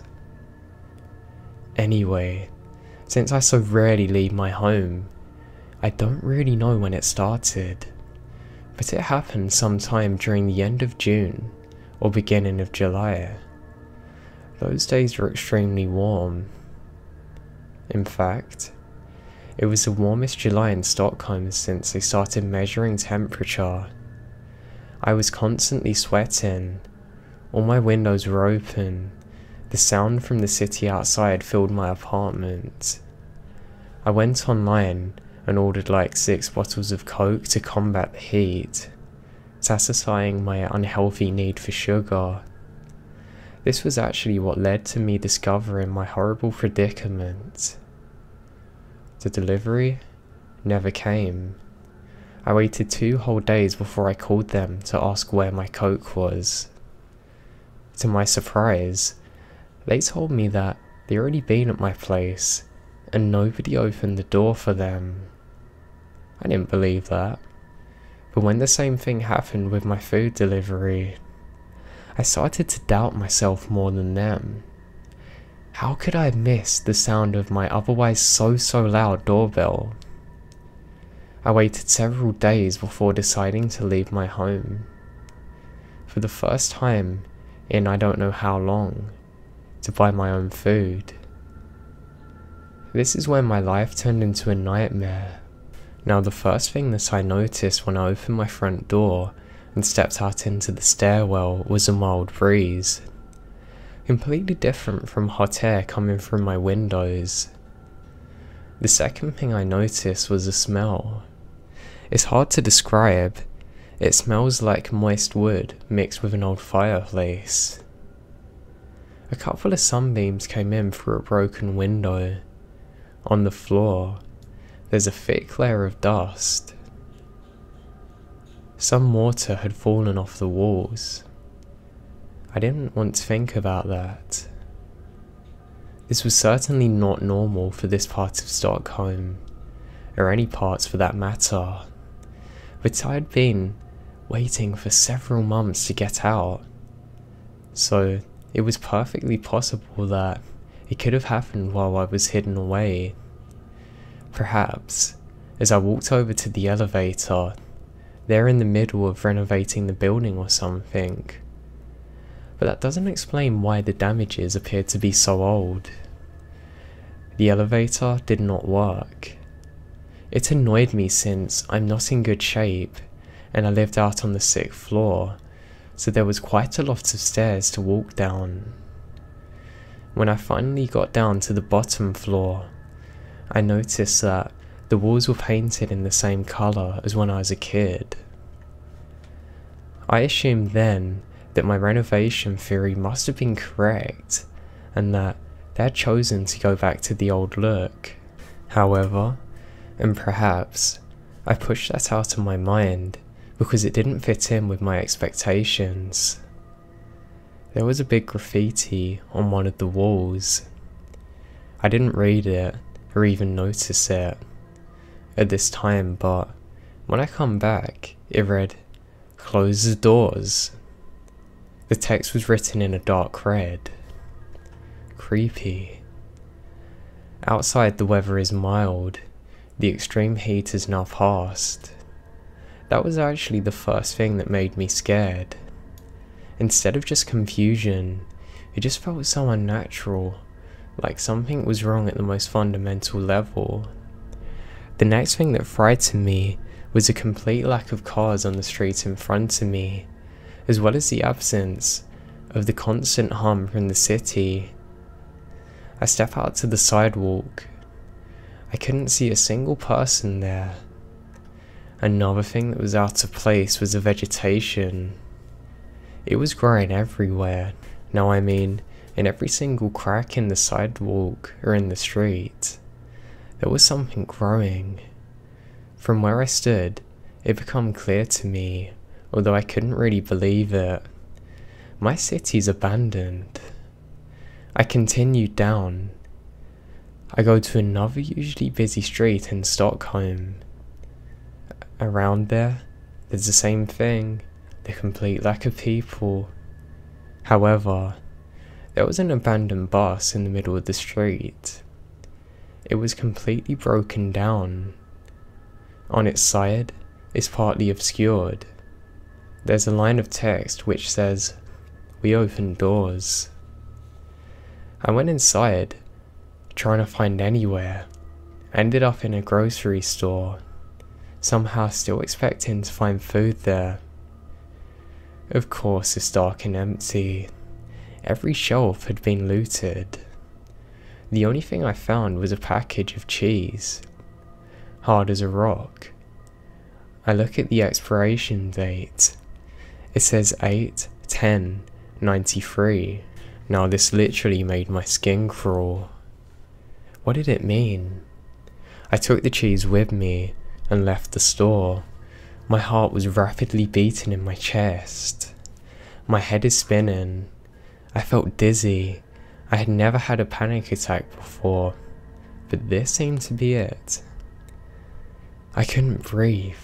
Disorientated, I looked around without fixing my eyes on anything.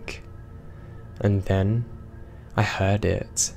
A noise impossible to describe. It was somehow metallic and organic, and at the same time very, very loud. So loud, in fact, it made me cover my ears. The noise was omnipresent when I focused in on it. It appeared to be coming from the city centre though. It continued for 5 minutes before stopping.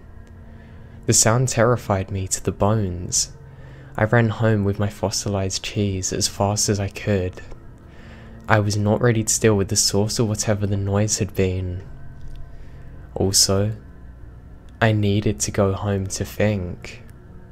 The first thing I did when I come home was look out of the window.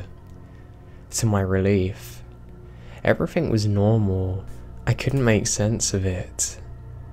The merciless heat, the never-ending traffic, the people. This was probably the first time I was ever so happy to see people in my entire existence. It was odd. I went into the kitchen and placed the cheese on the table. For a few minutes, I stare at it. Then, I turned it over and looked at the expiration date, thinking, I read it wrong. But no, 10th of August 93. Had I travelled back in time? My mind was exploring every possibility now. However absurd. I mean, this could have been time travel. How though? It wasn't until now that I realised the true significance of the date. My uncle disappeared that year, just a few days before. Was it a coincidence? I really didn't know what to make of all this. I walked into my room where I basically just stored my uncle's old stuff and some of my own junk. I spent several hours trying to find a clue in this room. But the only thing I found that caught my interest was a business card that belonged to my uncle. Yellow neutral ink. It said, and under that was my uncle's name and phone number. No one had known what company he worked for. At least no one ever told me. I decided to Google the name of the company, but it didn't come up with anything. Not too strange. The company probably went bankrupt long ago. A little disappointed, I suddenly realised something that made my blood freeze. I had been so occupied with trying to figure out what was going on that I hadn't thought about how much trouble I was really in. If my front door led to whatever horrible place I just visited, how do I get out? I couldn't jump out of a window, as that would have killed me. The real world felt so close. I turned to one of the windows and look out. There it is. Civilization, even though I thought I could see it right there. It seemed to be cut off from me. I wondered if I could tie some sheets together, like in an old movie, but I only owned 2 sheets. In the end, I decided to do something that I hadn't in years. Call my brother. When he picked up the phone, I didn't really know what to say. I couldn't exactly tell him the truth if I wanted him to believe it. He would have thought I went truly insane. I had to come up with some excuse for him to get over to my place, and I must have sounded like some kind of idiot when I couldn't immediately tell him why I called. He said, "Is everything okay?" Obviously worried that something happened to me on a psychological level. In the end, I just told him that I come across some information about our uncle that I wanted to show him as quick as possible. At least, that was partly true. He said to come over to his place. He even said his wife would cook dinner. No, I said. I mean, that's nice and all, but you really need to come over here. Like, I really mean it. Just come here, please. He went silent for a few seconds before saying, "Are you sure everything's alright? You really need to come out of there more often." "Yeah, thanks, I know, but you see, I really need you to see this, okay?" I was getting angry. He said, "Calm down, I'll be over in a few hours." "Thanks," I said in relief. "But hey, can you call me when you're outside? There's something wrong with the door. I have to throw the keys out the window." He then said, "What the hell, man? Have you locked yourself in there or what?" I could hear him sighing, "Okay, I'll come when I'm ready, just wait." During the hours I had to wait, I didn't leave the apartment. I only dared to look out of the peephole. I literally didn't see anything except for the decaying stairwell. But after standing there for about 10 minutes, just trying to gather my thoughts, I faintly heard the noise I heard when I was outside.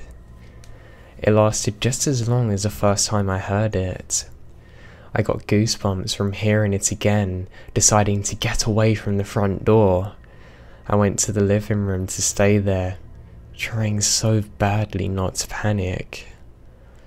Until my brother finally called me. I saw him standing on the sidewalk below waving. I threw the keys down, yelling at him to come back up, quickly. I thought if somebody opened the door from outside, I'd be able to get out. However, after about 5 minutes, I was getting worried. He should have come up by then. And now my phone rings. It's him. "Hey, where the hell are you?" he said. I replied, "Where are you?" "I'm standing outside your apartment."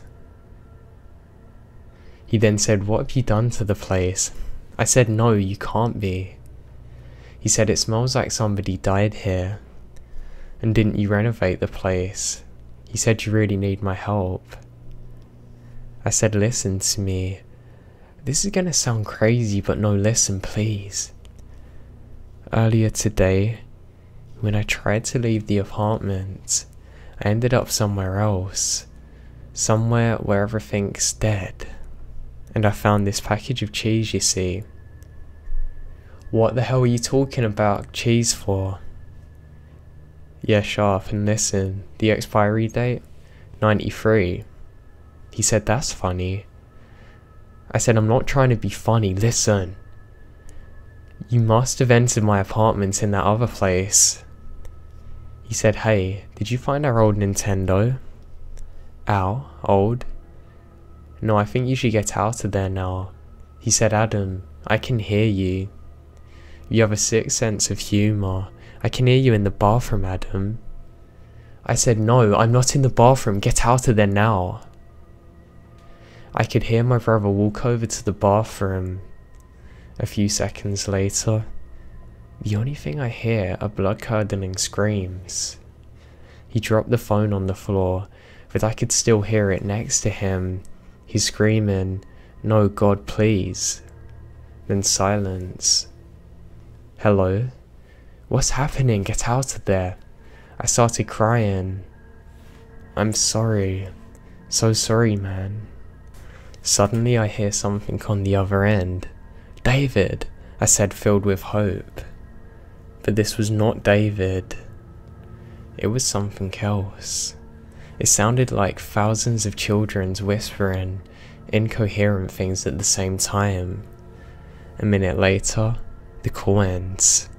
Soon after this, I went back to my front door, looked out the peephole again. I don't see a thing. I could hear them horrifying whispers outside. I immediately barricaded the front door, with tears pouring down my face. I've been hiding in the bathroom ever since. His wife has been calling non-stop, but I'm too ashamed to answer. She recently sent a text saying that she'd been to mine and nobody opened. I'm relieved that my brother locked the door from inside. I can't imagine what would have happened if whatever killed my brother entered into our world. Sooner or later, someone will come and break that door down. I don't know what to do. Help me.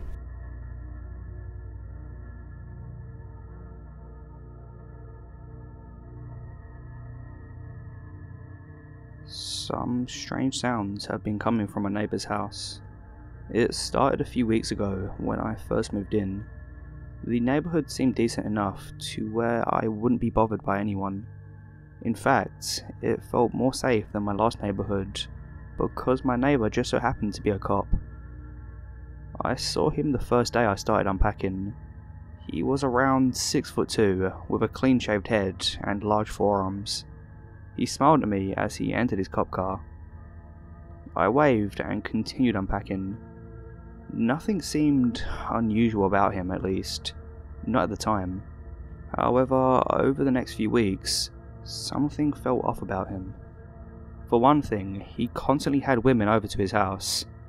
They were always a little on the thicker side, but not thick enough to be considered obese. I'd watch from my window, hoping to get a glimpse of what they were doing, but his blinds were always closed. One night in particular, around 3 AM, I heard some sort of grunting or moaning sound coming from my neighbour's house, followed by an intense scream. I figured that he was into some kinky stuff. I tried to tune out the noises, but they continued for another 10 minutes until nothing. Complete silence. At the time, I hadn't thought much about it until night after night, he brought home another woman. Some nights I didn't hear a thing, but other nights, the strange noises continued. The following week I heard a knock at my door. When I looked in the peephole, there was my neighbour. He was holding a small box of pastries. I saw him foot tapping against the cement, patiently waiting for me to open the door. He knocks again. I know there's no way out of it. I open the door and smile. "Oh, hey there." I sound a little bit over-enthusiastic. Hello," he says, rubbing his shaved head. "I'm Merle. I didn't get the chance to properly introduce myself. I've just been extremely busy." "Oh, it's okay. Me too," I say.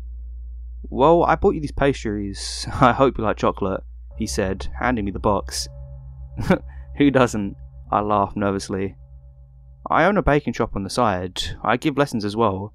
You should stop by tonight and get a free lesson on me." He smiles. I don't know. I wouldn't want to intrude," I wearily say. He could tell my voice was shaking. "Nonsense. It's a neighbourly thing to do. See you at 7. He started to walk back to his house. I spent the day pacing around my house, not knowing what to do. If I didn't go, he'd keep pressuring me and start to get suspicious. However, if I did go, I could possibly find out what on earth was going on and that I was hearing every night. As I swelled deeper into my thoughts, I looked over at the clock which read 6:54. It was now or never. I went into the kitchen and grabbed one of the knives and placed it in my purse. I took a deep breath and walked over to Meryl's house and rang the doorbell. He answered the door wearing a brown stained apron. "You're a few minutes early," he said, beckoning me in. His house covered in Victorian portraits, clay figurines, cheap china, and old Victorian furniture. It didn't really fit the personality of a 30-something cop. "I can teach you to make anything you like," he says, coming from the kitchen. "Yeah, sure. Creme brulee would be great," I say, scanning the entire living room.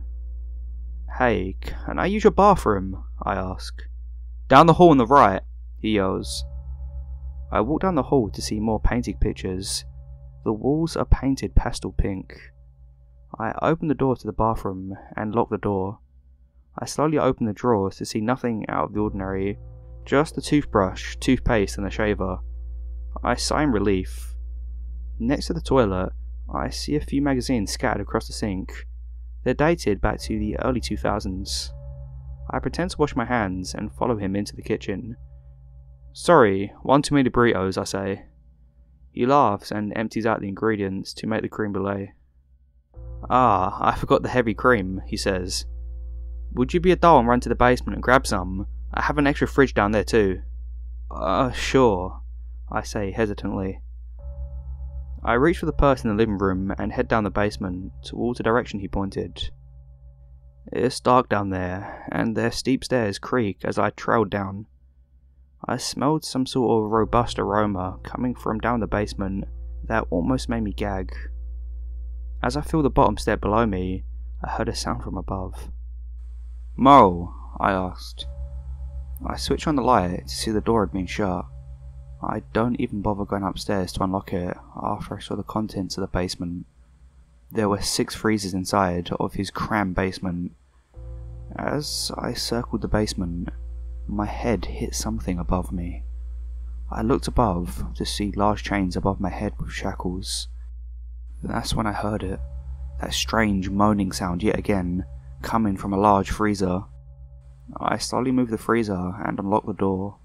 Tears stream from my face and I'm frozen, immobilized from even moving an inch. Several women are hanging from meat hooks, frostbitten and dying. Their mouths are sewn shut. One woman was tied up in the corner. From what I could see, all the other women were dead. I reached for my purse and attempt to cut her mouth open without cutting her lips. I watched as her skin begins to crack with each slit I make. Finally, I cut off the last string as she let out another deep moan.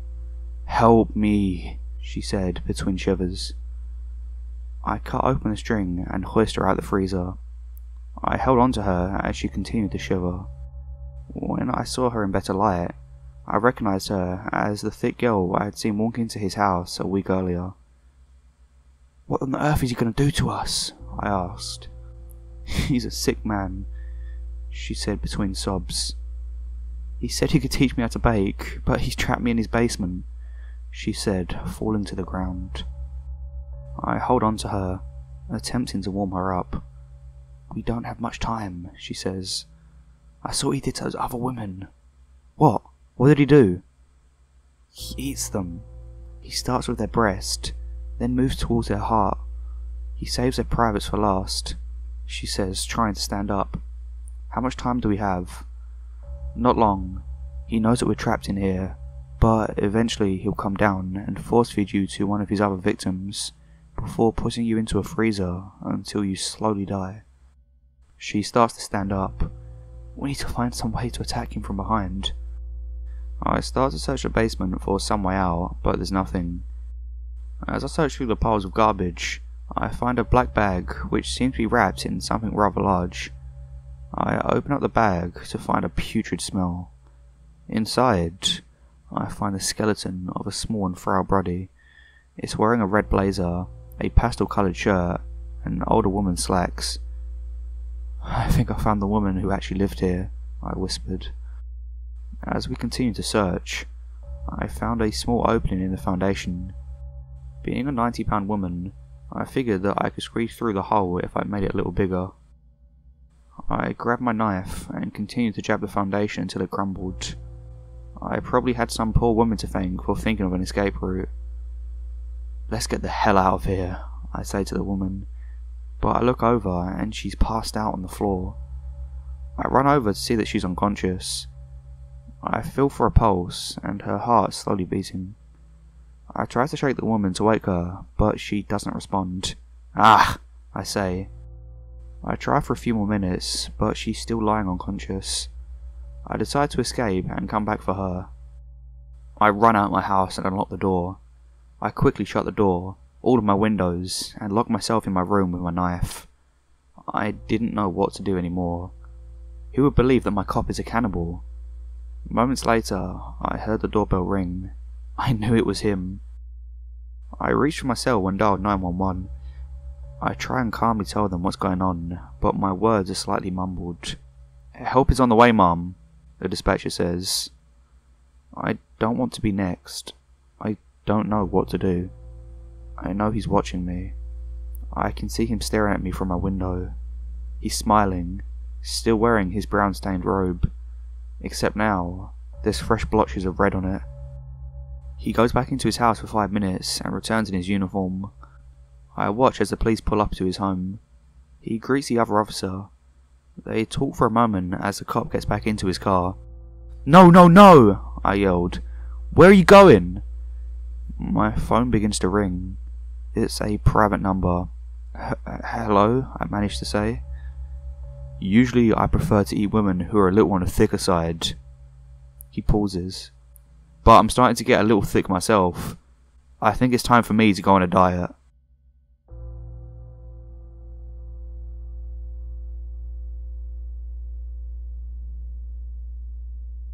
It is true that the job can be dangerous, but as far as scary stories go, Missing 411 is about as real as it gets. Outside that, I would take the Rangers for a grain of salt. But you want to hear some stories? I got some pretty freaky stuff for you. I experienced and heard about some pretty scary and hard to explain things while I was in the US Coast Guard. As you can tell by my username, I have quite a sense of humour, but this is no joke. There's stuff that happens in the ocean that will give you the chills. There's lots of different job opportunities in the Coast Guard. Some of the young bucks join right out of high school. Most of the time we're nice to them. If they were particularly unsavoury, then they might be subject to a bit of hazing. One day, an AMT complained about having to clean the kitchen, so we painted his toenails while he was sleeping. It was all in good fun. Through my 8-year career, I try to get along with everyone. When you're well liked and trusted, you might hear some things. One particular creepy story I heard was from my captain I served under in 2008. He told me they were off the coast of Alaska, doing a 6-week patrol in a WMEC 270-foot cutter when it happened. There was this new kid who just joined up, working on the ship. He did his job decently enough, but he talked so little, he was nearly mute. Nobody really thought much of it. There are quite a few hard-boiled stone-faced dudes in this field, so it wasn't viewed as anything that wasn't normal. The captain just felt really weird about this kid for some reason. Ben, I think his name was. So they were nearing the end of their patrol. Everyone was relieved to get off the boat and get some real sleep. The captain was on watch when he looked over on the pool, left for land bubbers like you, and saw what he thought were hands grabbing the side.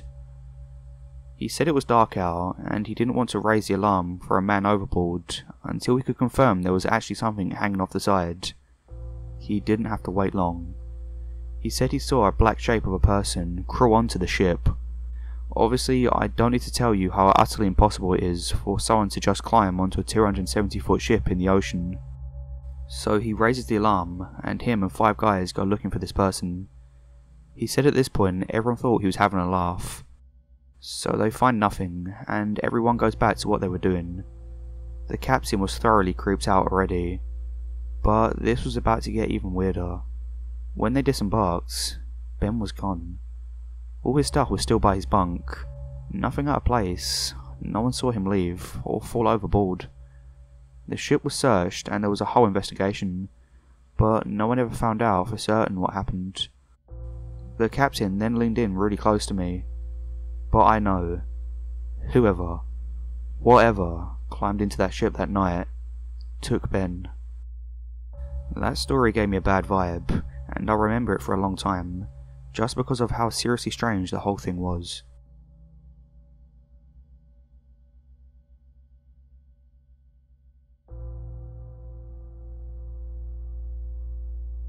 Maybe not the creepiest thing to ever happen to me, but definitely made me deactivate my account and look behind my shoulder. I was 19 years old at the time, Single, attending college at a university in my hometown. I still lived at home. I had friends, but I was romantically lonely, so I decided to download OkCupid and give it a whirl. I had a friend who used it, and the app was a moderate success with him. I considered myself streetwise, and I knew I could always deactivate if anything creepy happened. I chose a username that couldn't directly lead to finding me on social media, and I didn't link up a Tinder account. I didn't list anything overly personal in my profile, just interests like music and movies. The usual, I like hiking, let's get to know each other, blah blah blah. Things were mostly fine. I got pervy messages, nothing too extreme. I conversed pleasantly with some men and went on some dates. I felt safe. Then, one day, I logged into my Facebook and had a chat request. He told me his name was Ryan, and he was college-aged, attending school at my university, looking for friends. Now keep in mind, I had also been in a group on Facebook about finding friends on campus, because I often felt alienated there. I thought this was a man from the group, so my messages were very friendly and trying to get to know you type chats. The conversation was fine at first, but I thought it was odd that he didn't have a profile picture. He kept begging me for more pictures of myself, but demurring when I asked for a picture of him. He would bemoan how ugly he was, and how pretty girls never liked hideous guys. I tried to be nice, but it started bothering me. Then, the messages started getting bizarre. He kept asking me where I was going to be in class, or to go to the class the next day. I didn't respond. They kept getting more and more frequent and hysterical. I'm talking 20 or 30 a day, begging me to respond. Then finally, in terrible pronunciation, I see you every day in the Mac lab, in the library. You are so cute, please talk to me. My blood ran cold. He sent an accompanying picture of himself. I recognised him as a man who had harassed me on OkCupid, and who I had eventually blocked. He was probably at least 20 years older than me, balding, with extremely yellow teeth. I'm not trying to judge someone on appearance, but something in his eyes were wild and just didn't sit right. I'm not sure if I'm describing this right, but his eyes were just like black pits. He really creeped me out. Somehow he had found my personal Facebook from OkCupid, and I'm not even sure how. But he also knew I had studied ex-library in MacLab, and made it clear that he had been watching me. For some time as well. There was no way he would have done that unless he'd been actively, physically stalking me. I've never seen him on campus, and never saw him again. I blocked him instantly from Facebook, and always checked behind my back when I walked at night on campus. For a while I was worried he was still stalking me at the library, so I changed the locations that I studied at. It was all very nerve-wracking.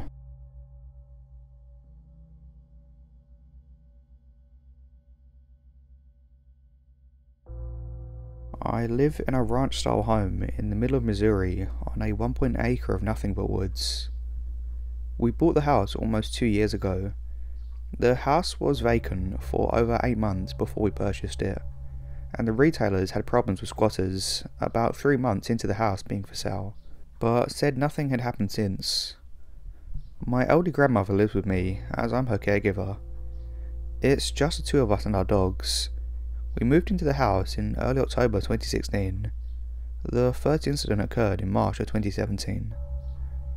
We started seeing a bunch of plastic bags and trash around the back of our house, further out than either of us go. Didn't think much of it, but did make a mental note that raccoons or something could be getting into our trash. I put some bungee cords on the cans to hold the lids down and wrote it off as that. One night I was coming home much later than normal, around 1:30 AM. All of the land is fenced in, but there is this one back gate. Near the back gate I saw a bunch of trees rustling. There is a lot of wildlife in that area, so I assumed that's what it was. But I got that horrible feeling in the pit of my stomach, and decided to go check it out. The ground was dry enough that I was able to drive through the yard in my car with the doors locked. I shone my headlights on the trees, and a man came running out of them. If that wasn't terrifying enough, he ran straight for the gate as if he knew exactly where it was, opened it and left. I was absolutely terrified, so I called my dad, who lives in the area. He explains to me how the large population of homeless people is in the area, and how he'd be over the next day to put a lock on our gate. About 2 weeks after the first incident, I was letting my dogs outside. The one had already went outside, and the other was playing hard to get as usual. I began calling her name. It wasn't even dark outside. After about 3 calls, another voice, distinctly male, started calling out her name. She began barking aggressively and running for the house. I was freaked out, but again let my family talk me out, making a call to the authorities. About a month passes. My grandmother has a habit of forgetting to close the garage door behind her. Around 11 PM, our neighbour from across the street knocks at our door. He says he was outside smoking and he saw 2 men standing in our garage talking. He says as soon as he started walking over, they ran off. What scares me the most about this event is they stole nothing, and there was plenty to steal. We have a brand new refrigerator, leaf blower, power tools, and my grandmother leaves the keys in the car. They were just talking. This time I called the police, and they told me in the nicest way possible they couldn't do anything.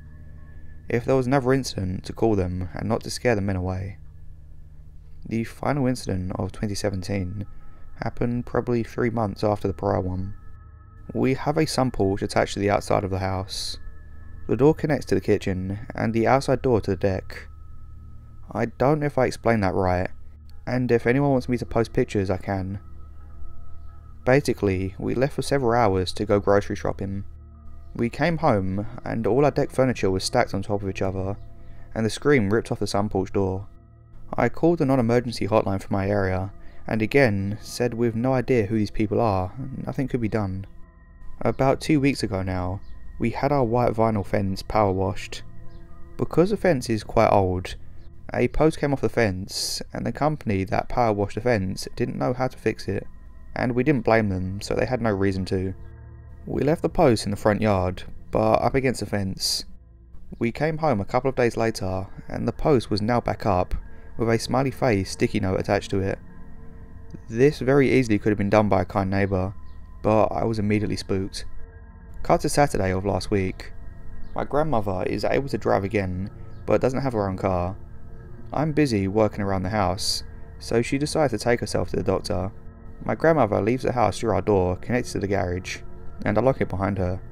It dawns on me to check to make sure she's closed it. About 20 minutes after she leaves, someone starts heavily banging on the door. When I say banging, I mean it sounds like the SWAT team. Someone was putting all their force into banging on that door. My dogs are going nuts, and I don't know what to think. I start to think maybe my grandma left something and is trying to get my attention, but the little voice in the back of my head stops me and tells me there's no way that little old lady is banging on the door like that. Suddenly it stops, and I hear a deep, again distinctly male, laugh. I grab a baseball bat out of my bedroom and lock myself in the bathroom with the dogs. I realise I've left my phone outside the bathroom, but I was too afraid to go out the bathroom to get it. I took the lid off the tank of the toilet, so I had 2 weapons. Nothing happened, and I hid in the bathroom until my grandma was home again. So that's the story. I know there wasn't some big confrontational climax, but I fear the story may not be over yet. I don't know if any of these events are connected at all, but I've got in my head that they are, and I'm driving myself nuts to the point where I'm afraid to be alone in my own house. The only reason I've even included the fence is because there hasn't been a single sketchy thing happen at all in 2018. And then someone fixes the fence, and less than a week later, another scary encounter. I honestly don't know what to think. I'll update if anything else happens.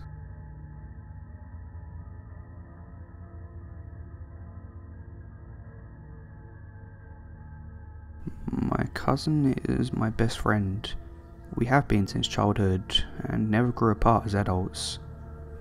Anytime we have get-togethers or free time, or pretty much anything, we call each other up and hang out together. For some reason though, I couldn't make it to go out this one particular night, and I'm actually happy I couldn't go. He went with his 2 buddies instead. If he's telling the truth about what happened, I don't know if I could ever sleep alone again. I'll tell you guys what he told me to the best of my memory. Names are changed for privacy. 2 days ago, I was sitting at home when I got a call from Eric, my cousin. He seemed to be paranoid about something, or worried, and what he told me sent shivers down my spine. Hey man, I gotta tell you some weird stuff that happened when me, James and Garrett went out to this supposedly haunted abandoned building in Grand Rapids. I swear to God, I've been hearing shit at night, and I feel like someone's been following me that isn't actually there. I swear to God dude, I'm not kidding. I think something is following me and it's gonna kill me. I could hear his voice start to shake at the end of his sentences. We all got the great idea of bringing a Ouija board out with us to see if we could get the damn thing to actually work. Of course we were drinking, but that's it dude, no weed, shrooms or anything. We found a broken window pretty quick, so we all snuck in through it and immediately were hit with a nasty smell. It was so bad, but we weren't going to turn back just because the place stunk a little bit. So we explored a little bit, and it was pretty cool at first seeing all the graffiti and whatnot, but as we got further into the place, it got disturbing. There was writing on the walls telling you to turn back and that he lives here. We thought it was funny at first, but got creeped out pretty quick. Of course Garrett decided this was the best place to break out the Ouija board, and we just agreed to get it over with and get the hell out of that place. Something just felt off. After we got the board set up and weren't laughing and joking around anymore, I realised how quiet it was. You could hear a pin drop. We all worked out the courage and set our fingers on the centrepiece you used to communicate and started asking questions. Garrett asked the first question. "Is anyone here?" We could hear he was nervous. The piece didn't move at all when Garrett asked, so I tried a few. I asked if anyone wanted to communicate and if they were nice spirits. You know, the usual questions you see in the movies that people ask once they're using the boards. We all started to get disappointed when finally something answered. I wish to God it hadn't, and I wish James didn't ask that stupid question. "Are you a pussy? Is that why you won't talk with us?" he asked as we all laughed. We all stopped laughing pretty quick when we heard the thing slide on the board, dragging our fingers with it. "No." We all spent the next minute or two trying to figure out who moved it, when the next time it moved, we knew it was none of us. No way man, not the way our fingers move with it. You would have had to been there to know what I mean, but it dragged our fingers pretty fast as it spelled out a sentence. "Stay with you." We looked around nervously, trying to find out what the hell it meant. Then all of a sudden, I started feeling sick. I knew what it meant. It was going to latch itself onto us and follow us home. "You guys, we need to end this and get the hell out of here. I have a bad feeling about this," I told the guys. When I looked up at them, I swear to God my heart pounded so hard, I thought it was going to stop altogether. James and Garrett were both looking directly at me with these huge, cartoonish smiles. His voice started cracking and he began to sob lightly. Both their eyes were so open, man. I don't know what to do. I didn't know what to do. I just sat there stunned. There was something so wrong about both their faces. They looked like different people. It was so terrifying. So I tried talking to them, just praying that they were playing a joke, but I knew. It was getting harder to understand him as he began sobbing harder. James, what the hell are you guys doing? I could barely get the words out, I was so scared. Then James shook his head very slowly, and drool started dripping from his huge damn smile.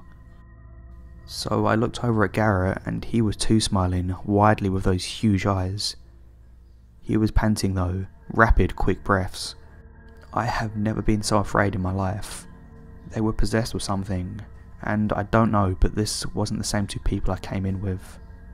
I had to act fast, so I jumped up as quick as I could and just ran back the way I came. It was the most terrifying second of my life, as I ran, hoping to hear them laugh and call me back. They didn't. Instead I heard them get up and start coming after me. They were laughing, but not in a normal way. It was like a hiccup and giggle, like they were having fun and hunting me. I had a little lead on them, so I looked back and I couldn't believe it, dude.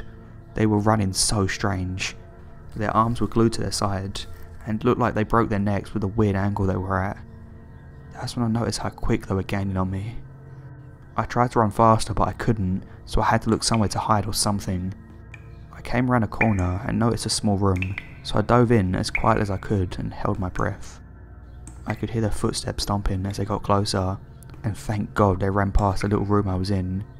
Hearing those weird short breaths was terrifying as they passed the door.